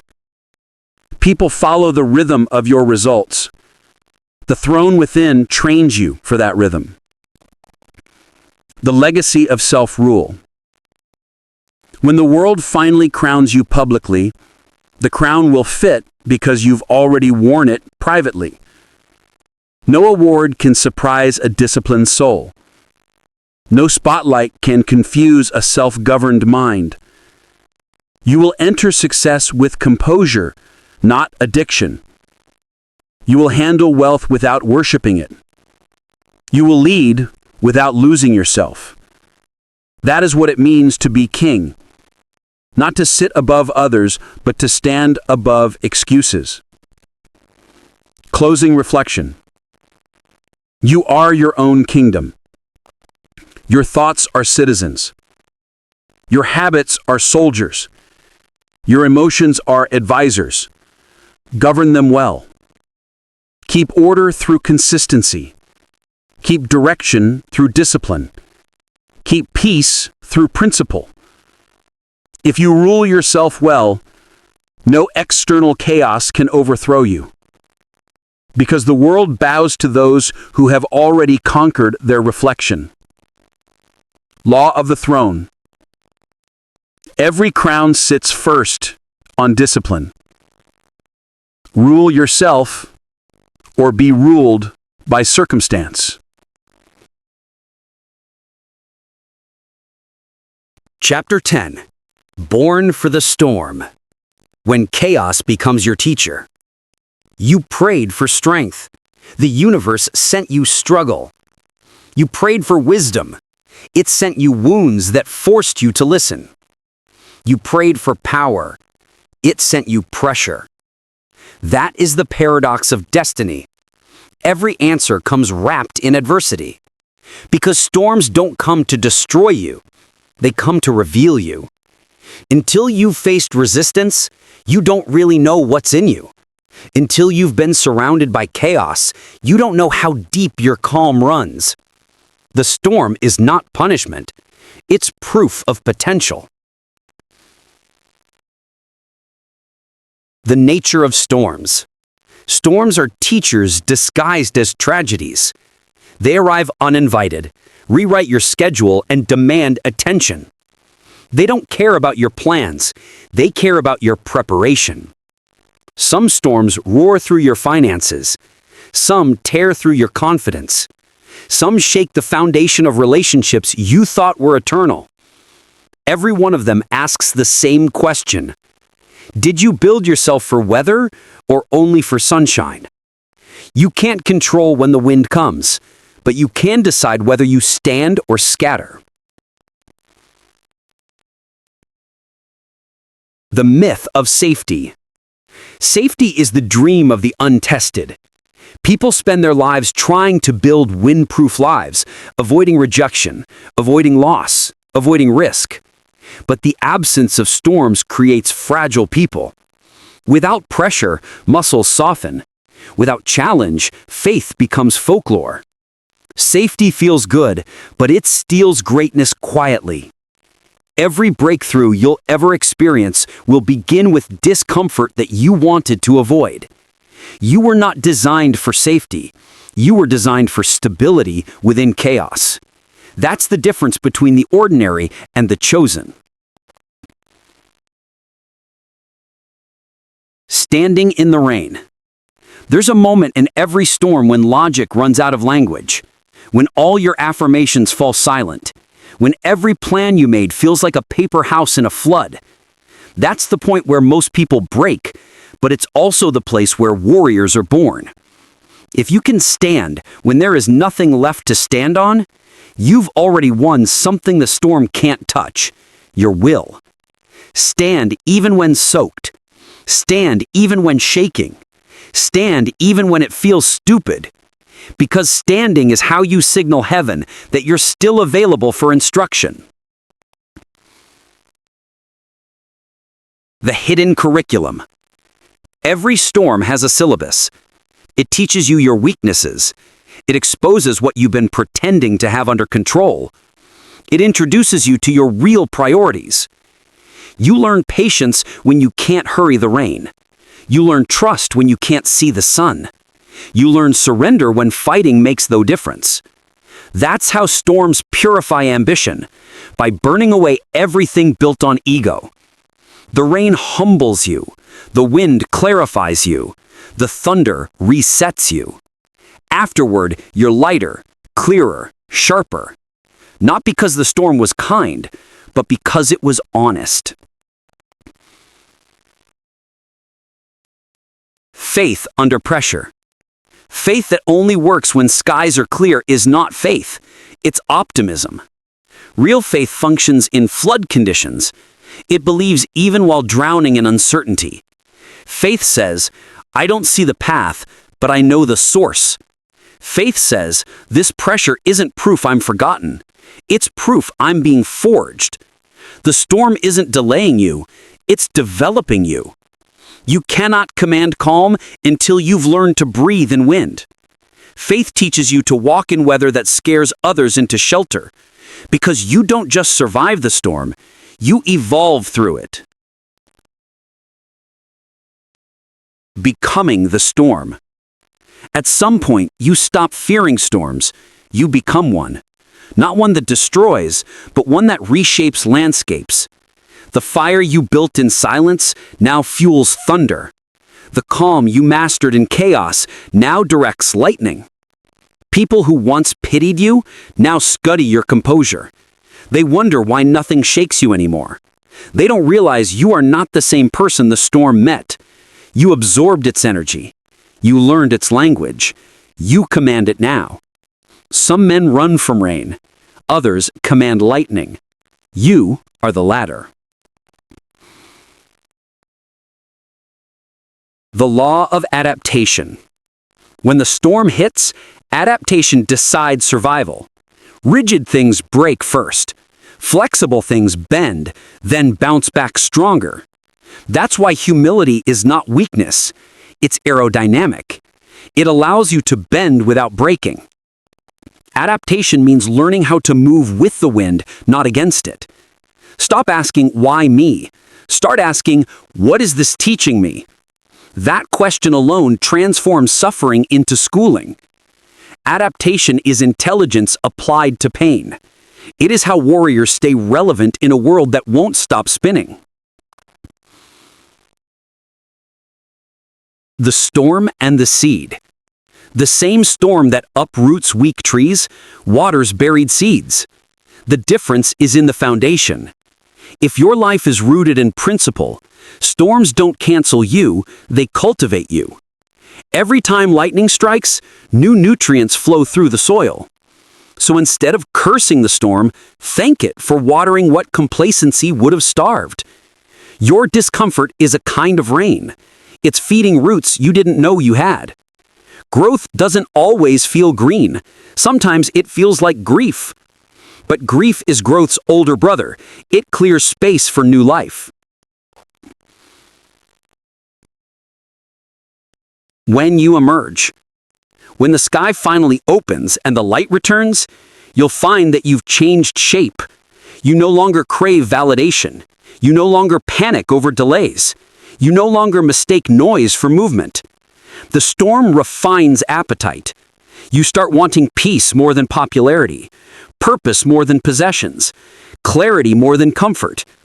And that shift is permanent, because once you've stood through thunder, sunshine feels like mercy, not entitlement.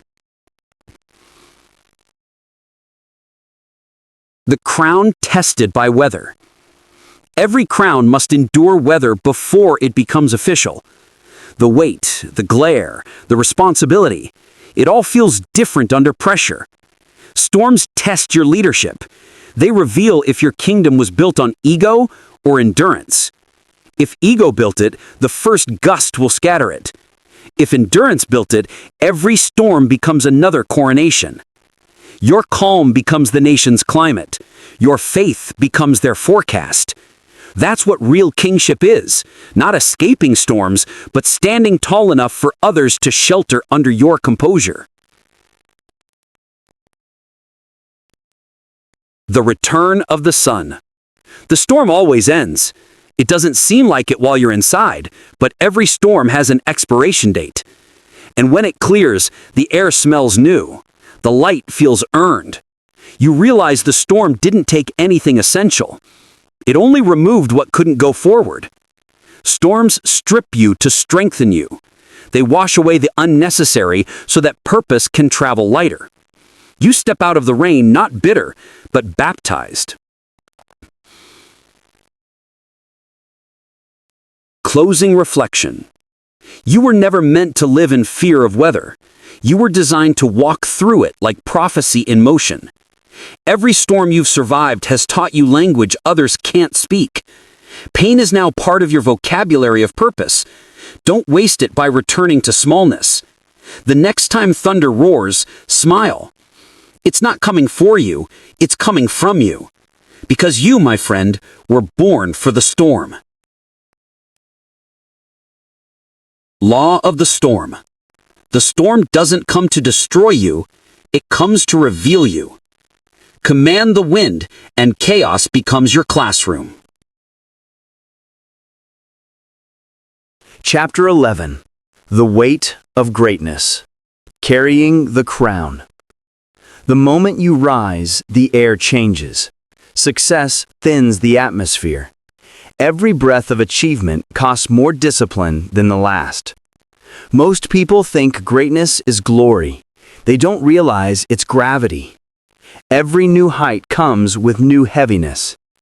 The crown looks beautiful on your head, but it feels heavier than you imagined. That's because greatness is not a gift. It's a responsibility disguised as a reward. The paradox of arrival. You worked for this. You dreamed about this. Now it's here. The applause, the results, the recognition. And yet something feels strange. You thought victory would free you. Instead, it assigns you. The higher you climb, the more invisible your struggles become. People stop checking if you're okay because they assume you are. They see the crown, not the neck that carries it. That's the first truth of greatness. The summit is lonelier than the climb. The hidden tax. Every level of elevation demands new emotional taxes: responsibility, expectation, scrutiny, silence. You lose the freedom to fail quietly. Your mistakes echo louder because your platform amplifies them. But this is the cost of influence. Impact is never weightless. So stop wishing the crown were lighter. Train your neck instead. The burden doesn't get smaller, you just grow stronger beneath it. The danger of ease. Ease is the enemy of excellence. After success, the temptation is to relax, to celebrate permanence where there is only progress. Comfort whispers, "You've made it." But purpose whispers back, "We've only started." Complacency is how greatness turns average. Stay humble enough to still sweat. Stay hungry enough to still learn. Stay grounded enough to remember that the climb never ends. The mountain just changes names. The crown and the cross. Every crown hides a cross. To whom much is given, much will be demanded. Leadership means absorbing pressure so others can breathe freely. You will bleed privately for victories celebrated publicly. You will have to keep smiling while you rebuild in secret. That's not hypocrisy, that's stewardship. It's the sacred pain of responsibility. Carry it with grace, because crowns built without sacrifice crumble under luxury. The balance of glory and grit. Greatness lives between applause and exhaustion. You must learn to handle both without letting either define you. Applause can intoxicate you. Fatigue can intoxicate you too. One convinces you you're invincible. The other convinces you you're incapable. The truth lives in the middle. You're a vessel, capable, but finite. So rest when you must, but don't retire into ease. Work when you must, but don't worship the grind. The art of carrying the crown is balance under pressure. The loneliness of altitude. The air at the top is thin for a reason. Few are built to breathe there. You will look around and realize the crowd you started with cannot survive this altitude. Don't resent them. They were assignments for a season, not companions for a lifetime. Greatness requires solitude. Not isolation born of pride, but separation born of purpose. The higher you go, the smaller your circle must become. Loyalty becomes more valuable than laughter. Character becomes more useful than charisma. The mirror test of success. Success exposes as much as failure does, just in quieter ways. Failure tests your resilience. Success tests your restraint. Can you stay humble when your name carries weight? Can you stay teachable when people quote you as authority? Can you still serve when you could easily command? If success makes you arrogant, you didn't win, you mutated. The mirror doesn't lie. If you cannot look at yourself and still recognize the fighter you once were, the crown has started replacing your character. Bow your head before ego bends it for you. The discipline of gratitude. Gratitude is how you distribute the weight. It converts pressure into perspective. When you thank God, or destiny, or process for the burden itself, it becomes bearable. Gratitude is posture. It reminds you that even heavy blessings are still blessings. Every night, whisper, "Thank you that I still have something to carry." Because the day the crown falls away completely is the day purpose ends. Train for the weight. Athletes train with resistance to perform with ease. Leaders train with resistance to endure with peace. You train by saying no when yes is cheaper, by staying silent when clapping back would feel good, by working when resting would feel safer. That's resistance training for the soul.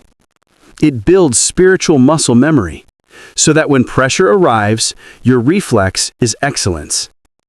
Guarding the heart. Power multiplies temptation. Influence attracts leeches. Attention distorts identity. Guard your heart not with paranoia, but with principle. Filter compliments through humility. Filter criticism through wisdom. The goal is not to become untouchable. The goal is to remain uncorrupted. Greatness without grounding is self-destruction in designer clothing. Legacy over luxury. Luxury feeds ego. Legacy feeds eternity. Do not trade the eternal for the temporary. Do not build monuments that time will laugh at. Use your influence to lift, not just to live. Use your wealth to water others. Use your platform as proof that stewardship is the highest status. Because one day the applause will fade, the titles will retire, and only your impact will still speak. Make sure it speaks fluently. The final weight. The true test of greatness is how lightly you carry heavy things. Can you stay kind under pressure? Can you stay fair under fatigue? Can you keep serving when you could command? These are the silent metrics of immortality. Because eternity doesn't reward crowns, it rewards conduct. Carry your crown carefully. Let humility hold it steady. Let grace polish it daily. That's how you walk through history without collapsing under your own glory. Closing reflection. The weight of greatness is not a curse, it's confirmation. It means you are trusted with territory, trusted with talent, trusted with time. Do not pray for the weight to vanish. Pray for stronger shoulders. Every ounce of pressure is a vote of confidence from destiny. And when it gets unbearable, remember, you were never chosen because you were the strongest. You were chosen because you could learn strength. Carry your crown with gratitude, your scars with dignity, and your silence with mastery. Because if you can handle the weight, you'll never have to chase the throne again. Law of greatness. If you want the crown, train for its weight.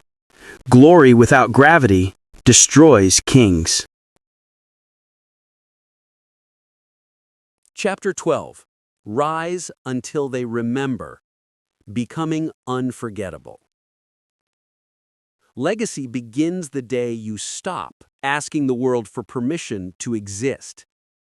You've buried, burned, rebuilt, and risen.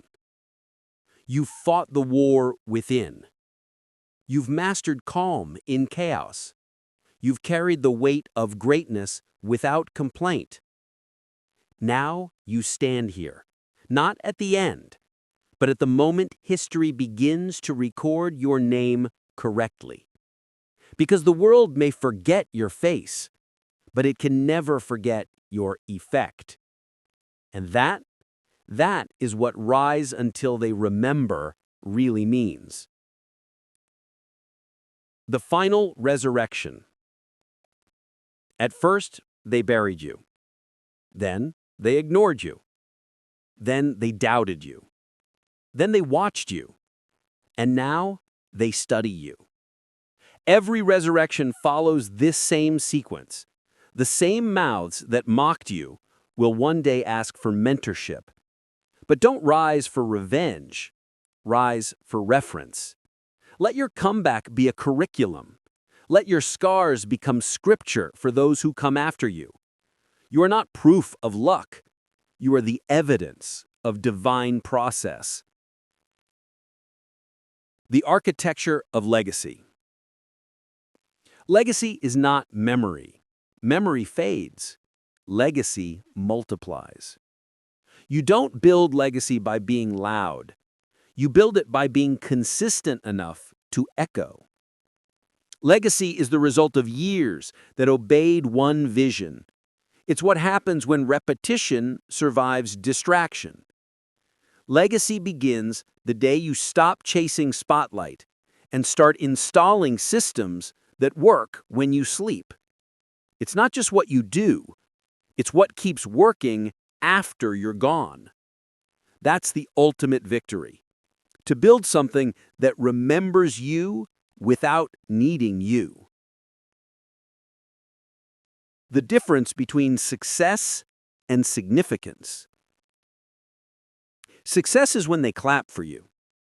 Significance is when they change because of you. Success feeds ego.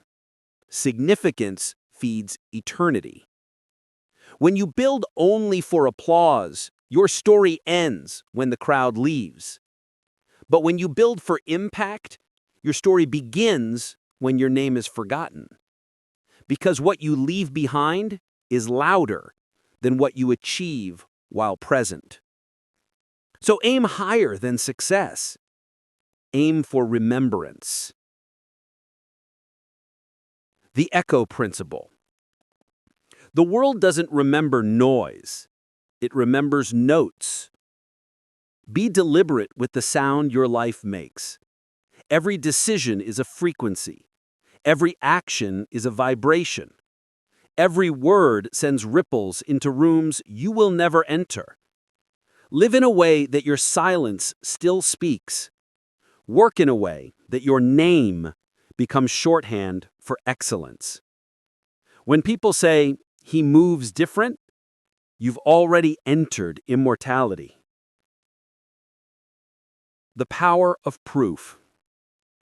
The greatest sermon you will ever preach is a life that refuses to stay average.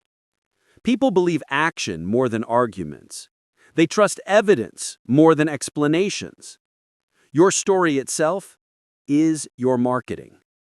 Your endurance is your endorsement. You don't need to convince the world of your worth. Just keep showing up until the evidence becomes undeniable. The loudest revenge is success that doesn't apologize for existing. So rise quietly, consistently, relentlessly, until even your silence feels like prophecy fulfilled. The return to purpose. When you rise again, do not rise for attention. Rise for assignment. The world doesn't need another celebrity. It needs architects of hope, leaders who can stay human while holding light. Use your voice not to boast, but to build. Use your story not to shame others, but to shape them. Because real greatness is never selfish. It's generational. It doesn't end with you. It starts because of you. How to be remembered. You will not be remembered for what you started. You will be remembered for what you sustained. Consistency is immortality in slow motion. Keep building. Keep refining. Keep showing up when excitement dies. Every act of discipline writes another sentence in your legacy. People will forget your milestones, but never your impact. They may not recall the date you launched, but they will remember how your life made them feel. Make sure that feeling was transformation, not intimidation. The responsibility of the risen. When you rise, you owe the world guidance, not in words, but in demonstration. Let your excellence give permission to others to believe again. Let your calm remind them that faith still works. Let your confidence prove that survival can still lead to softness. The risen do not hoard light. They distribute it. You survived for someone else's salvation. Every trial you overcame was a template for another warrior. Every delay that almost broke you became a map for someone walking that same valley. That's the price of rising. You must now lead others through the ruins you escaped. Becoming unforgettable. Unforgettable doesn't mean famous. It means permanent in influence. To be unforgettable, you must live by principles that outlive popularity. Be honest when dishonesty is convenient. Be consistent when inconsistency is excused. Be excellent when mediocrity is acceptable. That's how memory becomes monument. The world doesn't remember faces. It remembers standards. So set one so high that mediocrity looks foolish in your shadow. From survival to symbol. You are no longer the victim of your story. You are now its symbol. When people hear your name, they should think of resilience, clarity, and rise. Your survival has become strategy. Your endurance has become education. You are not just a man or woman anymore. You are a movement with skin. That's what rising does. It turns individuals into ideologies. The final promise. There will come a day when someone standing where you once fell will whisper your name like a prayer. They will say, "He rose, so can I. She stood again, so will I." That's legacy. Not statues, not trophies, not titles. Just courage contagious enough to outlive its carrier. Rise until your story becomes someone else's survival manual. Rise until they remember not just who you were, but who they could be because of you. Rise until the forgotten find faith again. Rise until silence speaks your name with respect. Rise until time has no choice but to echo your existence. Closing reflection. You were not buried. You were planted. You were not destroyed. You were refined. You were not forgotten. You were being prepared. And now, you rise. Not in noise, not in revenge, but in purpose, precision, and permanence. You rise until they remember. And then, you rise some more. Because remembrance is not the end. It's the beginning of immortality. Law of legacy. The world forgot you once. Don't let it happen again. Rise until remembrance becomes your residence. Epilogue. The sound of memory. When silence speaks your name again. Listen. Can you hear it? That faint pulse beneath the world's noise, the one that sounds like a drum, the one that feels like destiny remembering your rhythm. That's the sound of memory returning. It doesn't come with applause this time. No headlines, no cameras, just echoes. Quiet but clear. Because true remembrance doesn't live in sound waves. It lives in stillness. The return of the echo. There was a time when silence terrified you. When quiet rooms felt like verdicts. When the absence of applause sounded like failure. But now you know better. Silence was never judgment. It was calibration. It was the pause before the echo. And now, in this calm, you can finally hear your own heartbeat, not racing from fear, not trembling from exhaustion, but steady, sovereign, sure. This is not the silence of burial. It's the silence of balance. The silence of someone who no longer needs to prove, who no longer chases validation, who has outgrown explanation. The whisper of legacy. The world is slower now, or maybe you just move differently. You walk through noise with the composure of someone who's already heard their name thunder once. You don't need to be seen anymore. You are felt. People mention you in rooms you've never entered. They quote you without remembering where they heard it. They practice courage you unknowingly taught them. That's the sound of memory, not a roar, but a ripple. Legacy doesn't shout, it circulates. The language of stillness. Stillness has its own vocabulary. It speaks in presence. It communicates in precision. You've learned how to move quietly enough to disturb nothing, but powerful enough to change everything.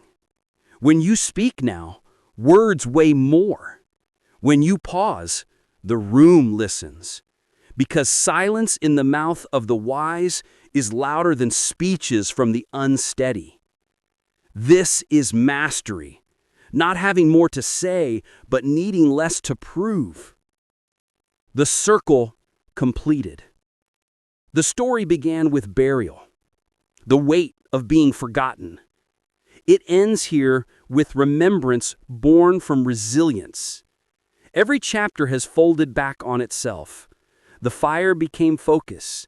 The war became wisdom. The peace became posture. The storm became teacher. The weight became witness. And the rise became rhythm. You are no longer the one who fell. You are the one who stood until falling lost interest. You've stopped surviving your story. You've started narrating it. And in doing so, you have become the sound itself. The quiet after glory. Greatness is loud while it's happening, but legacy whispers when it's done. There is no more audience now, only awareness. You understand what few ever do. Victory is not noise. It's normalcy under pressure. You don't crave the rush anymore. You crave continuity. You don't seek applause. You seek accuracy. Because true success is peace that keeps producing even when unseen. And peace now is the loudest thing about you. The weight lifted. The crown sits lighter, not because it shrank, but because your neck has grown strong enough to forget it's there. You no longer carry greatness. You wear it. It has molded into muscle. It no longer feels like burden. It feels like being. You are no longer doing greatness. You have become it. The quiet king. People will still misread your silence. They will think you are distant. They will call your calm indifference. Let them. A quiet king does not explain his peace. He protects it. You have earned the right to move without noise, to exit conversations that do not feed legacy, to smile when provoked and keep building anyway. Because the sound of memory is not found in chaos. It's found in composure. The eternal pulse. Legacy doesn't die when the body rests. It continues through actions replicated, through courage copied, through belief reborn in strangers' hearts. Long after your name fades from headlines, it will live in habits you taught others to build, in the man who wakes early because your story inspired him, in the woman who forgave herself because your words gave her permission, in the child who dreams louder because your example made it safe. That's immortality, not statues, but seeds. You don't live forever by breathing longer. You live forever by planting better. The final sound. If you listen closely now, you can hear it. That echo, soft but certain. It's your own heartbeat, but it sounds like the world remembering. It's saying, he rose. She endured. They left something that doesn't die. That's what this was all for.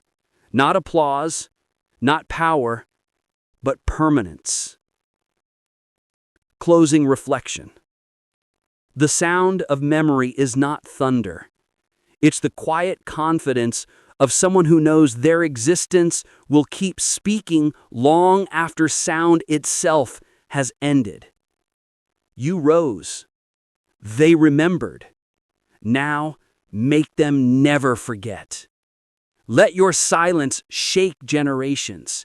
Let your story sing when your voice sleeps. Let your name echo only because your actions deserve it.